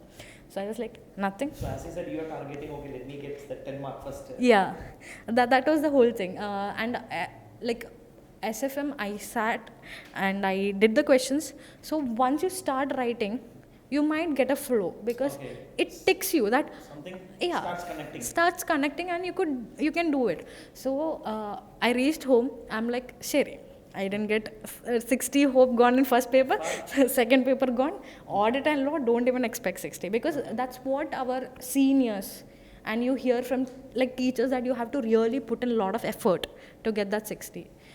So I didn't put that much effort in law and audit what I felt.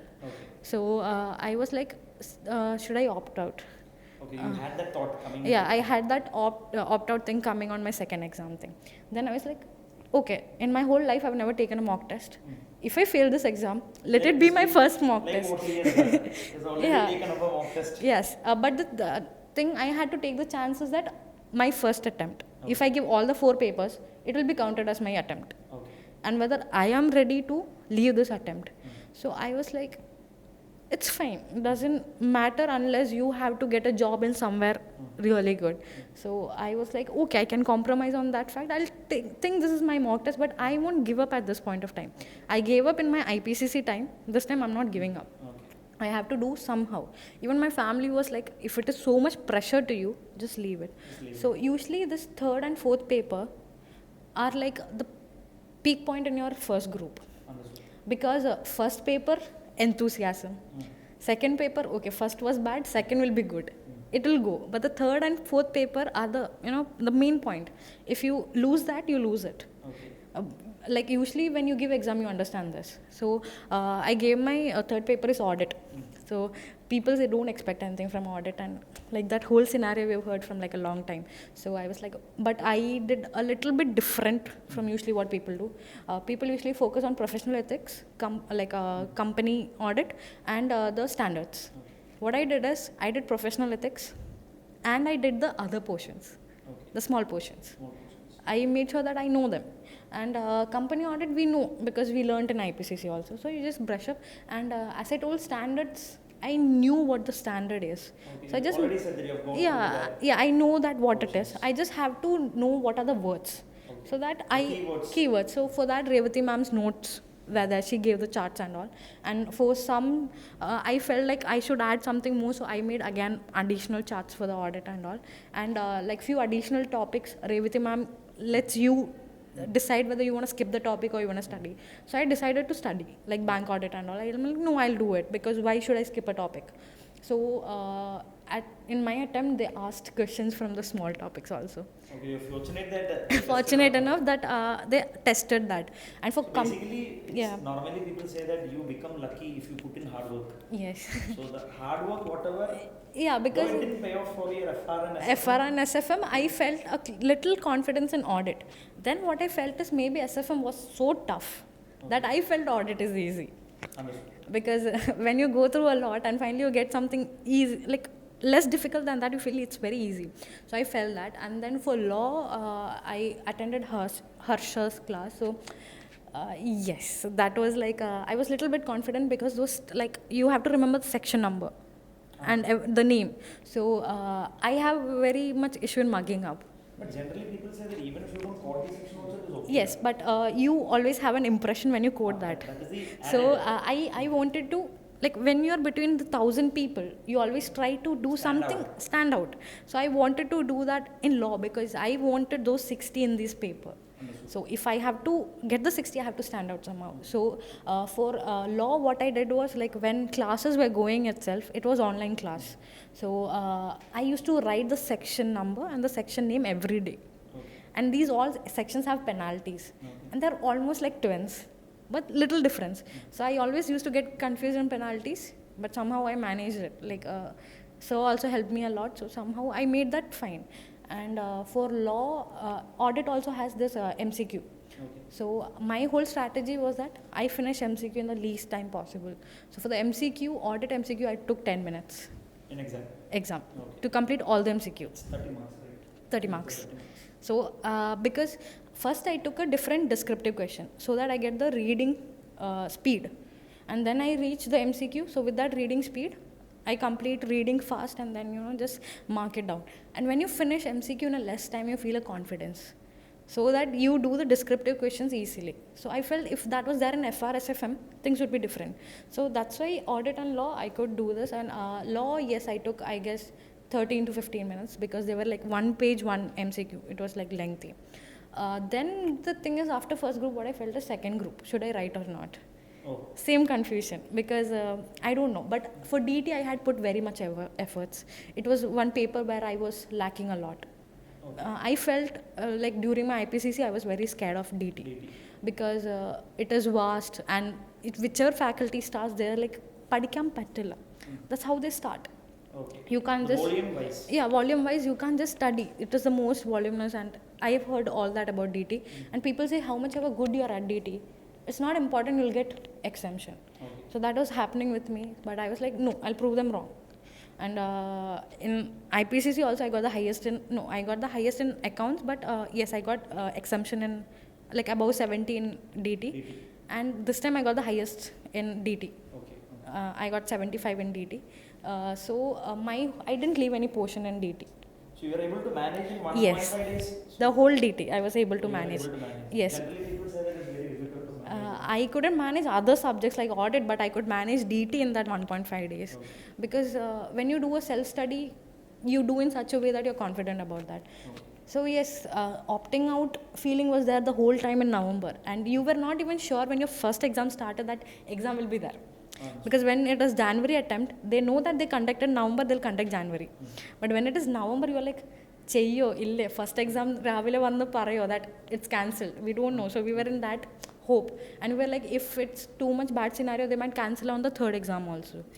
So we were in that hope the whole time that if they cancel, well and good, we don't have to opt out.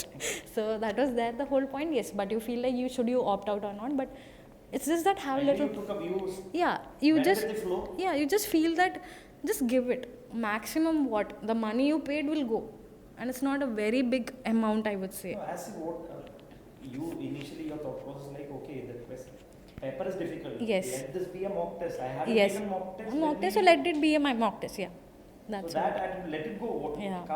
come what may, let me see. And how the results it's are. all about have little confidence on yourself, because at the end of the day I told that I was satisfied that I put in my best at all the scenarios I could, and I was happy along with studying. At the end 1 month I made sure that I don't feel pressure. I feel happy and content, and I enjoy things along with studying. So I have a hobby of drawing, and also I think the most of the art I've made is in the 1 month before the exams till my articleship the whole period. The welcome distraction, whatever. A welcome distraction. So that's what, and I would say the efforts you put in these days, the study leave time, the 1.5 days, the 3 hours of exam, everything will pay off you on the result day. Because if you, after the 3 hours, there's no point thinking what you did in the past, it doesn't matter. And it won't matter what you do in the future also, because your result depends on those time which you already used up. So I would say there's no point thinking what you did in the previous day and the 3 hours. It's all about looking about the next exam, so that you somehow, compensate in the next exam. So that was my thinking. So end result was happy. happy ending. നമ്മൾ ഇപ്പോൾ എക്സാമിൻ്റെ case, first exam normally എല്ലാവരും പറയുന്ന പോലെ തന്നെ first exam നമ്മൾ expect ചെയ്യണം, ടഫാണ് എന്നുള്ള രീതിയിൽ തന്നെ അങ്ങനെ തന്നെ എക്സ്പെക്റ്റ് ചെയ്തിട്ട് തന്നെയാണ് പോയത്.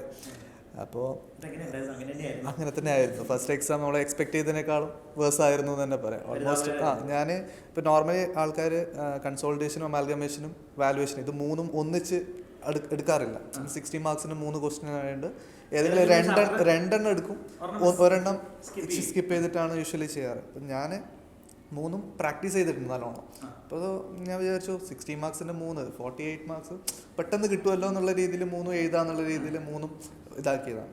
അപ്പോൾ ഫസ്റ്റ് എന്താ ചെയ്തു, ബാക്കിയുള്ള പോർഷൻസൊക്കെ എക്സാം അറ്റംപ്റ്റ് ചെയ്യാൻ നോക്കി. അപ്പോൾ അത് ഓൾമോസ്റ്റ് എഴുതാൻ പറ്റി. പക്ഷേ ഇവിടെ പ്രശ്നം പറ്റിയത് ഈ 16 മാർക്കിൻ്റെ 3 ക്വസ്റ്റ്യനും ഫ്ലോപ്പായി പോയി. തുടങ്ങിയത് മറ്റേ ഏരിയാസാണ്, മിസലേനിയസ് ഏരിയസ് വെച്ച് ഇപ്പുറത്ത് സ്റ്റാർട്ട് ചെയ്തിരുന്നെങ്കിൽ കംപ്ലീറ്റ് പോകുമായിരുന്നു. ഓക്കെ, അപ്പോൾ ഏകദേശം മിസലേനിയസ് ഏരിയസ് വെച്ച് സ്റ്റാർട്ട് ചെയ്ത് ഏകദേശം ഒരു 30-40 മാർക്സിനടുത്ത് ഏകദേശം കിട്ടി എന്നുള്ള രീതിയിലാകുമ്പോൾ ഞാൻ വിചാരിച്ചു ഓക്കെ 16 മാർക്സിന് 3 ക്വസ്റ്റ്യൻ ഉണ്ട്, അറൗണ്ട് ഒരു 8-10 വരെ കിട്ടിയാൽ തന്നെ ഏകദേശം 60 ക്രോസ് ചെയ്യാന്നുള്ള രീതിയിലായിരുന്നു. പക്ഷെ സംഭവിച്ചത് നേരെ ഓപ്പോസിറ്റ് ആയിപ്പോയി വരുന്നതായിരുന്നു. ഇപ്പോൾ കൺസോൾട്ടേഷൻ്റെ കേസിലാണെങ്കിൽ നമ്മളെ പ്രാക്ടീസ് മാനുകളിൽ ഏറ്റവും ടഫ് വരുന്ന ടൈപ്പ് 2 സൈഡും ക്രോസ് ഹോൾഡിംഗ് ഉള്ള ടൈപ്പ് ക്വസ്റ്റ്യൻ ആണ്. അപ്പോൾ ആ ക്വസ്റ്റ്യൻ നോർമലി ഞാൻ കൺസോൾട്ടേഷനൊക്കെ 20-25 മിനിറ്റ്സിലൊക്കെ തീർക്കും. ആ ഒരു ക്വസ്റ്റ്യൻ മാത്രം ഞാൻ എന്ത് ചെയ്തില്ല, കുറച്ച് ഒരു 25-30 ക്വസ്റ്റ്യൻസ് ഉണ്ട് നമ്മൾ പ്രാക്ടീസ് മാനുകളിൽ.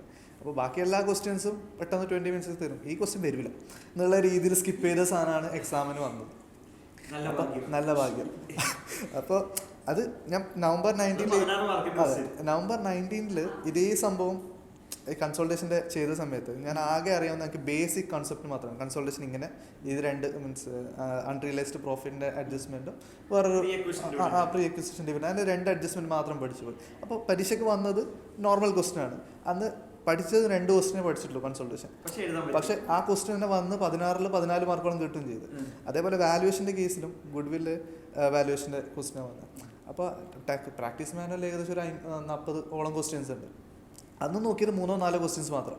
ആ 4 ക്വസ്റ്റ്യനിൽ പരീക്ഷയുടെ തലേദിവസം നോക്കിയ ക്വസ്റ്റ്യൻ തന്നെ വന്നത്. എന്നിട്ടാണ് ആ ഫസ്റ്റത്തെ നവംബറിലെ എക്സാം എഴുതിയത്. അപ്പോൾ ഈ 2 ക്വസ്റ്റ്യൻ ആകുമ്പോൾ തന്നെ ഏകദേശം ഒരു 30 മാർക്സിനടുത്ത് ഇതായി. അങ്ങനെ ഒരു 40-45 മാർക്സിന് 47 എന്തോ കിട്ടിയിട്ടുണ്ടായിരുന്നു. അപ്പം ഞാൻ ആ ഒരു പ്രതീക്ഷയിൽ പിന്നെ വിചാരിച്ച് വാല്യുവേഷൻ ഞാൻ 50 ക്വസ്റ്റ്യൻസ് 2-3 പ്രാവശ്യം റിവൈസ് ചെയ്ത്, അതേപോലെ കൺസൾട്ടേഷൻ എല്ലാ ക്വസ്റ്റ്യൻസും ഒരു 3 പ്രാവശ്യം റിവൈസ് ചെയ്ത്. ഈ സാധനം മാത്രം പഠിച്ചില്ല. കൺസൾട്ടേഷനിൽ അങ്ങനെ പെട്ട്. വാല്യുവേഷൻ്റെ സംഭവം എന്ന് വെച്ചാൽ ഒരു അഡ്ജസ്റ്റ്മെൻറ്റ് നടുവിൽ വന്ന ഒരു അഡ്ജസ്റ്റ്മെൻറ്റ് പഠിപ്പിച്ചു, അതിന് മൊത്തം കംപ്ലീറ്റ് ചെയ്യാൻ പറ്റിയില്ല, അതും പെട്ട്. അമാൽഗമേഷനും ഏകദേശം സെയിം അവസ്ഥ. അപ്പോൾ എക്സാം കഴിഞ്ഞപ്പോഴേക്കും ഉറപ്പിച്ച് റാങ്കാ പാസ്സാവോ എന്നുള്ള രീതിയിലായി അവസ്ഥ. എന്നിട്ട് വീട്ടിൽ പോയി അമ്മ തീർന്നമ്മ പറഞ്ഞിട്ട് ഞാൻ പോയി കിടന്ന്.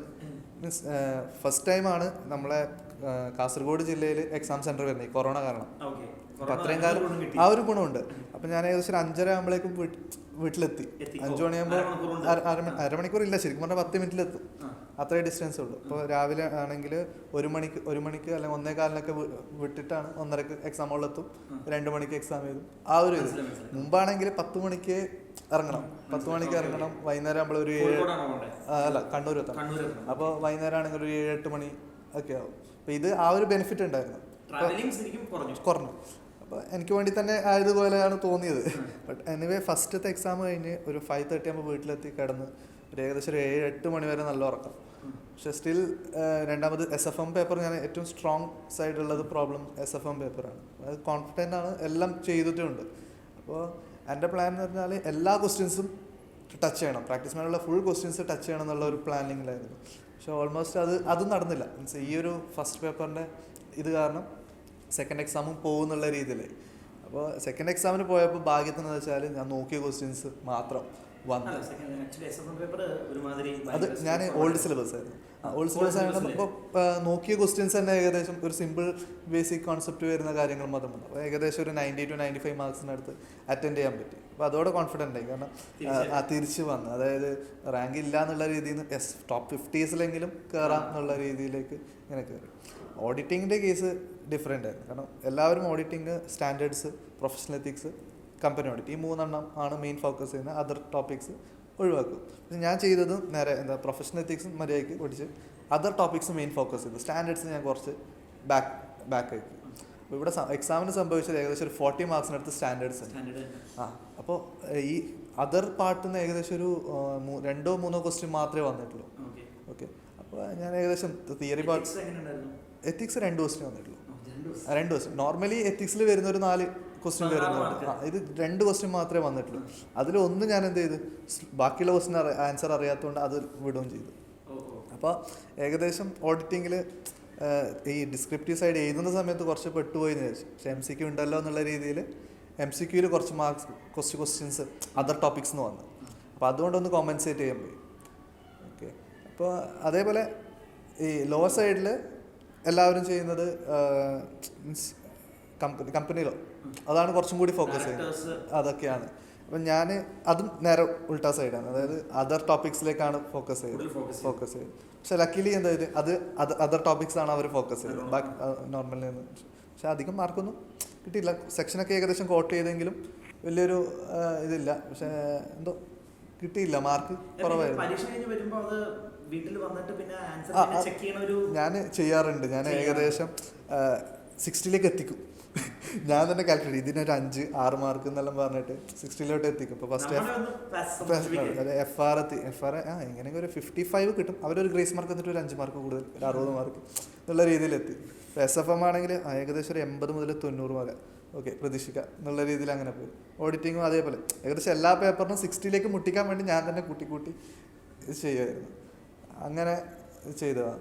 MCQയിലോട്ട് പോകും. MCQയിൽ 30 മാർക്കിൻ്റെ ക്വസ്റ്റ്യൻസ് ഏകദേശം ആ ഒരു ഫ്ലോറിൽ തന്നെ തീർക്കുമ്പോഴേക്കും ഏകദേശം 40 മാർക്സ് കിട്ടും എന്നുള്ള ഒരു കോൺഫിഡൻസിലേക്ക് എന്നുള്ളൊരു റെഡി ആയിരിക്കും. എന്നിട്ട് ബാക്കിയുള്ളത് എന്തെങ്കിലും കുറച്ച് ഗ്യാസൊക്കെ അടിച്ച് ലാസ്റ്റത്തെ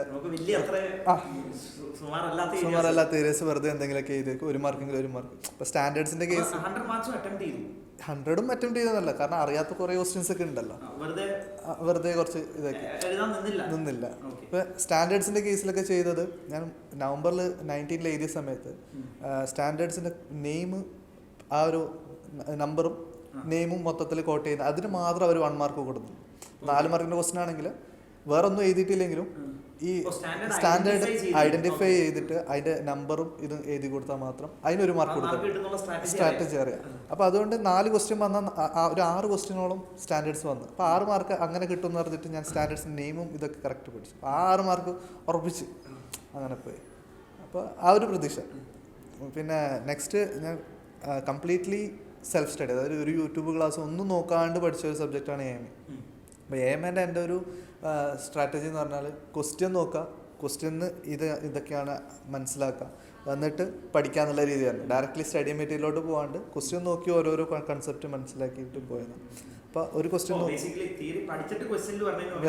ക്വസ്റ്റ്യൻ റിവേഴ്സ് പോയി അങ്ങനെ പഠിച്ചൊരു ഇതായിരുന്നു. അപ്പോൾ യൂഷ്വലി ബാക്കിയുള്ള സ്റ്റുഡൻസൊക്കെ ചെയ്തത് പ്രാക്ടീസ് മാനുള്ള ക്വസ്റ്റ്യൻസിൽ അങ്ങനെ തന്നെ ഇതാണെന്നുള്ള രീതിയിൽ അങ്ങനെ പോയി. ഞാൻ ക്വസ്റ്റ്യൻസിന് കൺസെപ്റ്റ് ക്ലാരിറ്റി അങ്ങനെ ആക്കാൻ തുടങ്ങി. അപ്പോൾ എക്സാം വന്ന സമയത്ത് കുറച്ച് നല്ല ടഫായിരുന്നു. ഒരു 20ഓളം പേജസ് ഉണ്ടായിരുന്നു ക്വസ്റ്റ്യൻ പേപ്പർ. അപ്പോൾ എനിക്ക് എക്സാം വലിയ കുഴപ്പമുണ്ടായിട്ടില്ല. പക്ഷെ പുറത്ത് വന്നപ്പോൾ ബാക്കിയുള്ളവരൊക്കെ റിവ്യൂ ഭയങ്കര ടഫായിരുന്നു എന്നുള്ള ബുദ്ധിമുട്ടായിരുന്നു എന്നുള്ള. ഞാൻ എല്ലാ ദിവസവും ഒരു എക്സാം കഴിഞ്ഞതിന് ശേഷം ഞാൻ എന്ത് ചെയ്യും, എൻ്റെ മാർക്ക് കറക്റ്റ് നോക്കും. അതേപോലെ യൂട്യൂബിൽ റിവ്യൂ നോക്കും, ഇന്നത്തെ എക്സാം എങ്ങനെ ഉണ്ടായിരുന്നു. എല്ലാവർക്കും ടഫാണെങ്കിൽ സമാധാനം. നമ്മൾ നോർമലി ഇപ്പോൾ CA എക്സാമിന് റാങ്ക് അടിച്ചാലും എന്തായാലും എല്ലാവർക്കും ടഫ് ഉണ്ടാവും എക്സാം. അപ്പോൾ എല്ലാവർക്കും ടഫാണെങ്കിൽ നമ്മളൊരു സേഫർ സൈഡാണെന്നുള്ളത് മനസ്സിലാക്കാം. എല്ലാം ഈസി ആണെങ്കിൽ അങ്ങനെ. അപ്പോൾ ടഫായതുകൊണ്ട് നമ്മൾ തോക്കുമ്പോൾ റാങ്ക് മിസ്സാകുന്നൊന്നും ചിന്തിക്കാൻ പാടില്ല. അപ്പോൾ ഇവൻ ഓൾമോസ്റ്റ് എല്ലാ CA എക്സാംസിനും ഫസ്റ്റ് എക്സാം അല്ലെങ്കിൽ സെക്കൻഡ് എക്സാം നമ്മളൊരു മൈൻഡിനെ സ്ട്രെസ്ഫുൾ ആക്കുന്ന ഒരു ടൈപ്പ് ആയിരിക്കും ഉണ്ടാകും. പിന്നെ വേറൊരു റാങ്ക് ഹോൾഡർ പറഞ്ഞൊരു ടിപ്പാണ്, അതായത് നമ്മൾ ഫസ്റ്റ് എക്സാം എഴുതുമ്പോൾ നമ്മൾ യൂഷ്വലി പുതിയൊരു പെന്ന് എടുത്തിട്ട് ആ പെന്നിൻ്റെ ഫസ്റ്റ് പെന്ന് എഴുതുമ്പോൾ നമുക്കൊരു കുറച്ചൊരു ഇതെടുക്കും. അപ്പോൾ അതിന് ബെറ്റർ എന്ന് പറഞ്ഞാൽ ഒരു 2 ദിവസം മുന്നേ ആ പെന്ന് ഒന്ന് എഴുതി കുറച്ചൊരു 5-10 മിനിറ്റൊക്കെ എഴുതി ജസ്റ്റ് ഒന്ന് സ്മൂത്ത് ആക്കുക. അതിന് ശേഷം നമ്മൾ FR പേപ്പറിലൊക്കെ കയറുമ്പോൾ കുറച്ചും കൂടി ഇതായിരിക്കും. പിന്നെ FRലും ഈ പ്രോബ്ലം പേപ്പറിലൊക്കെ ഞാൻ ചെയ്തൊരു കാര്യം, പ്രസൻറ്റേഷനിൽ അധികം ഫോക്കസ് ചെയ്തിട്ടില്ല. അപ്പോൾ ഓൾമോസ്റ്റ് ഫാക്കൽറ്റീസ് പറയുന്നുണ്ട് പ്രസൻറ്റേഷൻ മെയിൻലി വേണം എന്നുള്ളത്. അപ്പോൾ ഞാൻ പ്രസൻറ്റേഷൻ ഫോക്കസ് ചെയ്യാണ്ട് ആൻസറിലിട്ട് പോയത്. പക്ഷേ അവർ മാർക്ക് തരുന്നുണ്ട്. നമ്മൾ ആൻസർ കറക്റ്റ് ആണെങ്കിൽ കോസ്റ്റിംഗ് ആണെങ്കിലും മാർക്ക് തരുന്നുണ്ട്. പെർട്ടിക്കുലർ അങ്ങനെ എഴുതാണ്ട് തന്നെ ചെയ്താൽ ഇപ്പോൾ കോസ്റ്റിങ്ങിലൊക്കെ കുറേ കാര്യങ്ങൾ വെറുതെ ഇങ്ങനെ ഒരു ലൈനൊന്നും വരും, സ്കെയിലും പെൻസിലൊന്നും യൂസ് ചെയ്യില്ല, ലെജിബിളായിട്ട് എഴുതാം. അതായത് സ്കെയിലും പെൻസിലൊന്നും യൂസ് ചെയ്യേണ്ട ആവശ്യമില്ല മനസ്സിലായി. അത് ഫസ്റ്റത്തെ എക്സാം എഴുതിയപ്പോൾ തന്നെ മനസ്സിലായിരുന്നു ഇങ്ങനെ ചെയ്യേണ്ട ആവശ്യമില്ല. അങ്ങനെ ആൻസർ ഷീറ്റ് എടുത്ത സമയത്ത് മനസ്സിലായി 10 മാർക്കിൻ്റെ ക്വസ്റ്റിന് 10 മാർക്കും കിട്ടിയിട്ടുണ്ട്. ഒരു പെൻസിൽ ഒന്നും നോക്കുന്നില്ല, പെൻസിലല്ല പെന്നിലാണെങ്കിൽ സ്കെയിലിലോ ലൈന് വരച്ചോ നോക്കുന്നില്ല. നമ്മൾ ഓർഡർ കണ്ടൻ്റാണ് ഇമ്പോർട്ടൻ്റ് എന്ന് മനസ്സിലായി. കറക്റ്റ് ആൻസർ ചെയ്തിട്ടുണ്ടെങ്കിൽ അതങ്ങനെ. ഇപ്പോൾ കോസ്റ്റിങ്ങിൻ്റെ വേറെ കേസ് എന്ന് പറഞ്ഞാൽ സ്റ്റാർട്ടിങ്ങിൽ തന്നെ തെറ്റിയാൽ ചിലപ്പോൾ ബാക്കിലോട്ട് ഒരിക്കലും മാർക്ക് കിട്ടാൻ പോകുന്നില്ല. ഇപ്പോൾ ഫസ്റ്റ് ഞാൻ November 19 എഴുതിയ സമയത്ത് ഓപ്പറേഷൻ കോസ്റ്റിങ്ങിലെ ഏറ്റവും അറിയാവുന്ന ഒരു ടോപ്പിക്കാണ് എഴുതിയത്. അപ്പോൾ അതിൽ സ്റ്റാർട്ടിങ്ങിൽ തന്നെ മിസ്റ്റേക്ക് ആയിപ്പോയി. ആദ്യത്തെ അരമണിക്കൂർ ഫുൾ എഴുതി. ഞാൻ വിചാരിച്ചു അതിന് 8 മാർക്ക് കിട്ടുന്നു. ബാക്കിയൊക്കെ എക്സാം കഴിഞ്ഞു, റിസൾട്ട് വന്നപ്പോൾ മാർക്ക് ഞാൻ പ്രതീക്ഷിച്ചതിനേക്കാളും കുറവ്. ആൻസർ ഷീറ്റ് നോക്കിയ സമയത്ത് ഫസ്റ്റ് ക്വസ്റ്റ്യൻ എനിക്ക് കിട്ടിയ മാർക്ക് 0 ആണ്. അപ്പോൾ കാരണം സ്റ്റാർട്ടിങ് പോയിന്റ് മിസ്സായപ്പോൾ ബാക്കിയുള്ളതൊക്കെ പോയി. അതേപോലെ ഡയറക്റ്റ് ടാക്സിലും ആ ഒരു പ്രശ്നമുണ്ട്. ഇപ്പോൾ നമ്മൾ ഗ്രോസ് ടോട്ടൽ ഇൻകം മിസ്റ്റേക്ക് ആയി എന്ന് വിചാരിച്ചു, അതിനുശേഷം വരുന്ന സർചാർജ് ആണെങ്കിലും മീൻസ് ടാക്സ് കാൽക്കുലേഷൻ സർചാർജ് മൊത്തത്തിൽ തെറ്റിപ്പോകും, കണക്ട് ചെയ്ത് പോകണം. അപ്പോൾ യൂഷ്വലി ഡയറക്റ്റ് ടാക്സിൽ നമുക്ക് ഏതെങ്കിലും ഒരു അഡ്ജസ്റ്റ്മെൻറ്റ് നമുക്ക് അറിയുന്നില്ലെങ്കിൽ ഗ്രോസ് ടോട്ടൽ ഇൻകം തെറ്റാനുള്ള ചാൻസ് ഉണ്ടെന്ന് ഉറപ്പുണ്ടെങ്കിൽ ബാക്കി ചെയ്യാണ്ടിരിക്കുന്നതാണ് നല്ലത്. കാരണം ബാക്കി കണക്റ്റഡ് തിങ്സ് ആണെങ്കിൽ ചെയ്യാണ്ടിരിക്കുന്നതാണ് നല്ലത്. വെറുതെ സമയം എന്തായാലും മാർക്ക് കിട്ടാൻ പോകുന്നില്ല എന്നുള്ളതാണ് ഉറപ്പാണ്. പിന്നെ IDT ഞാൻ പറഞ്ഞ പോലെ ഞാൻ ഓൾറെഡി ലാസ്റ്റ് പേപ്പർ ആയതുകൊണ്ട് ഒരു ഇതും കൂടി കഴിഞ്ഞില്ലേ എന്നുള്ള രീതിയിലായിരുന്നു കലാശക്കോട്ട്. അപ്പോൾ 6th പേപ്പറിൻ്റെ കേസ് ഞാൻ പറഞ്ഞല്ലോ, കുറച്ച് തിയറിയാണ്, ഇസ്ക കുറച്ചും കൂടി ടഫാണ്, അങ്ങനെ ഡൗൺ ആയിപ്പോയി. പക്ഷേ next paper direct tax just notes മാത്രം വെച്ച് അഡ്ജസ്റ്റ് ചെയ്ത് പോയി. പിന്നെ തീർന്നല്ലോ എന്നുള്ള രീതിയിൽ IDT പഠിച്ചുകൊണ്ട് IDT ഏകദേശം ഫുള്ളി മീൻസ് സാറിൻ്റെ material complete A to Z full വായിച്ച് തീർത്ത് അങ്ങനെ പരിശീലനം. അത് ലാസ്റ്റ് എക്സാം കോൺഫിഡൻറ്റോട് പോയി. ലാസ്റ്റ് എക്സാം എഴുതി കഴിഞ്ഞപ്പോഴും ഒരു ഏകദേശം ഒരു 70 to 80 കിട്ടുന്നുള്ള പ്രതീക്ഷയുള്ളതുകൊണ്ട് ബാക്കിയുള്ളതൊക്കെ മറന്നു. അതായത് 8ാമത്തെ പേപ്പർ ഓക്കെ ആയിരുന്നുകൊണ്ട് ബാക്കിയുള്ളതൊക്കെ പ്രശ്നം അതെ. ഇപ്പോൾ ഏകദേശം ഒരു top 10 വരാം. ലാസ്റ്റ് പേപ്പർ കൂടി കഴിഞ്ഞപ്പോൾ top 10 കയറും എന്നുള്ളൊരു പ്രതീക്ഷ അങ്ങനെ വന്നു. ഞാനും ഷെബി പറഞ്ഞ പോലെ തന്നെ 4 years November 16 ഇൻ്റർ പാസ്സായതാണ്. അപ്പം കോമ്പറ്റേറ്റീവ് എക്സാം വരുന്നത് 4 yearsൻ്റെ ഗ്യാപ്പാണ്. BComൻ്റെ എക്സാം ചെയ്തിട്ടുണ്ട്. പിന്നെ BComൻ്റെ എക്സാം പിന്നെ നമുക്കറിയാം എക്സാം കൂടുതൽ. അപ്പോൾ ഞാൻ പിന്നെ മോക്ക് ടെസ്റ്റ് ഒന്നും എഴുതിയിട്ടില്ല. FRൻ്റെ കാര്യത്തിൽ നല്ല ഇല്ല ചെയ്തിട്ടില്ല.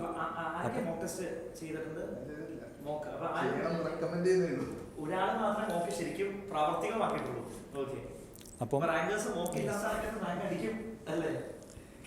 FRൻ്റെ കാര്യത്തിൽ ഭയങ്കര കോൺഫിഡൻസ് ആയിരുന്നു. കാരണം ഞാൻ കൺസെപ്റ്റിൽ ഭയങ്കര സ്ട്രോങ് ആയിരുന്നു.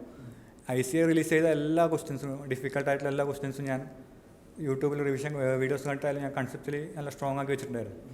പക്ഷേ ക്വസ്റ്റ്യൻസ് വന്നപ്പോൾ എന്താ പ്രശ്നം പറ്റി വെച്ചാൽ, ഞാൻ ഫസ്റ്റ് തന്നെ ക്വസ്റ്റ്യൻസ് വായിക്കാൻ തുടങ്ങി. മാൻഡേറ്ററി ക്വസ്റ്റ്യൻസ് അടക്കം വായിച്ചപ്പോൾ ആദ്യത്തെ 5 ക്വസ്റ്റ്യൻസ് വായിച്ച് കഴിയുമ്പോൾ തന്നെ 2:10 കഴിഞ്ഞു. 10 മിനിറ്റ് ഓൾറെഡി റൈറ്റിംഗ് ടൈം അവിടെ തീർന്നു.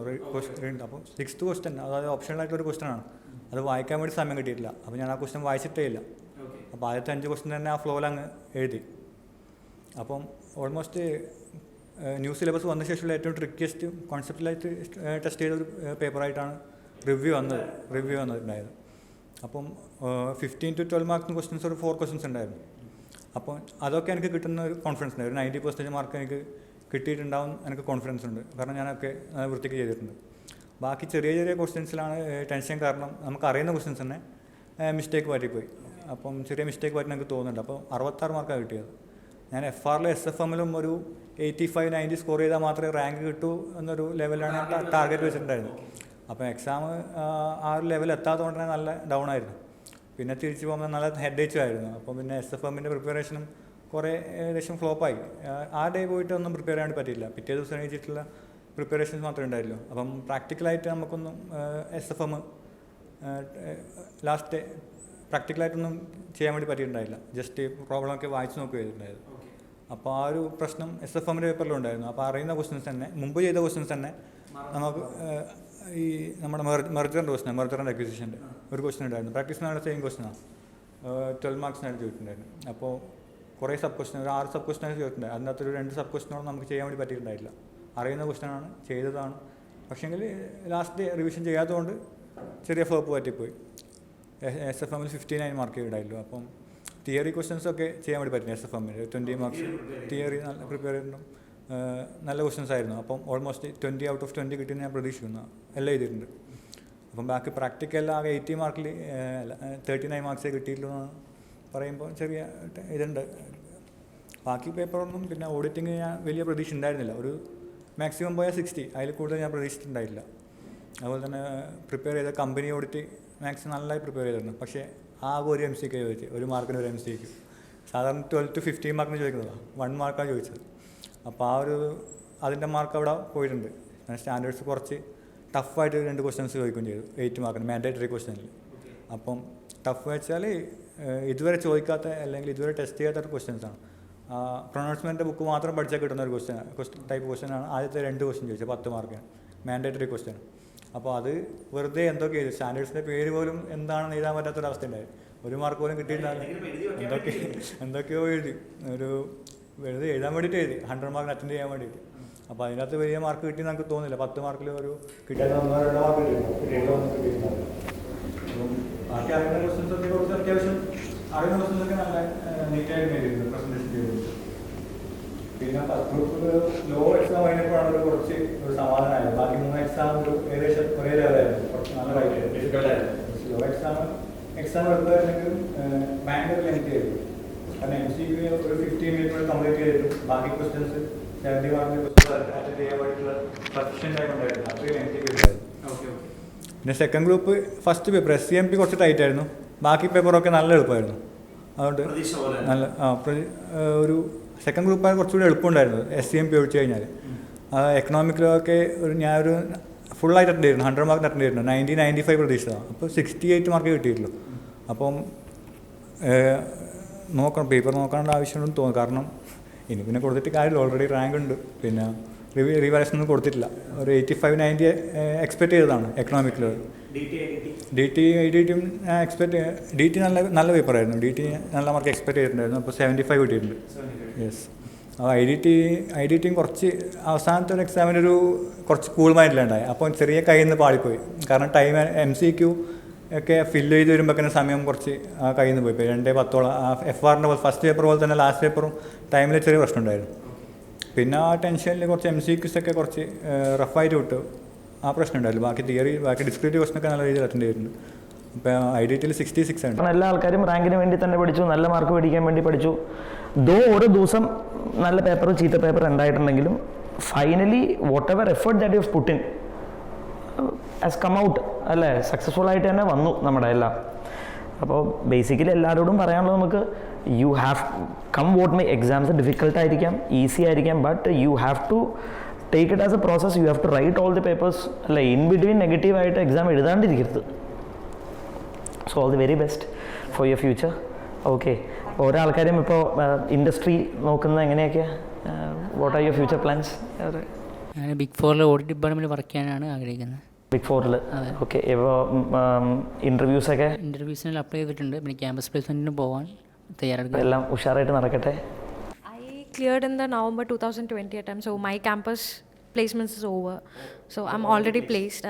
I was focused on this industry specific one, service basically. I'm placed at Infosys.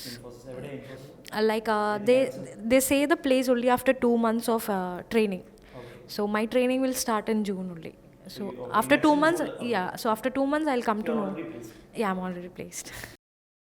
ഞാൻ ആർട്ടിക്കിൾഷിപ്പിൻ്റെ സമയത്ത് തന്നെ ഏകദേശം ടീച്ചിങ്ങിലൊക്കെ ചെയ്തുകൊണ്ടായിരുന്നു. അപ്പോൾ ആ ഒരു പ്രൊഫഷനോട് മീൻസ് പഠിക്കുന്ന സമയത്തും പഠിപ്പിച്ചു കൊടുത്ത വിഷയങ്ങൾക്കാണ് കൂടുതൽ മാർക്കുള്ളത്. അപ്പോൾ ആ ഒരു പ്രൊഫഷനോടൊരു ആ ക്ലാസ് പഠിപ്പിച്ചു കൊടുത്താണ്. അപ്പോൾ ആ ഒരു പാഷനുണ്ട്.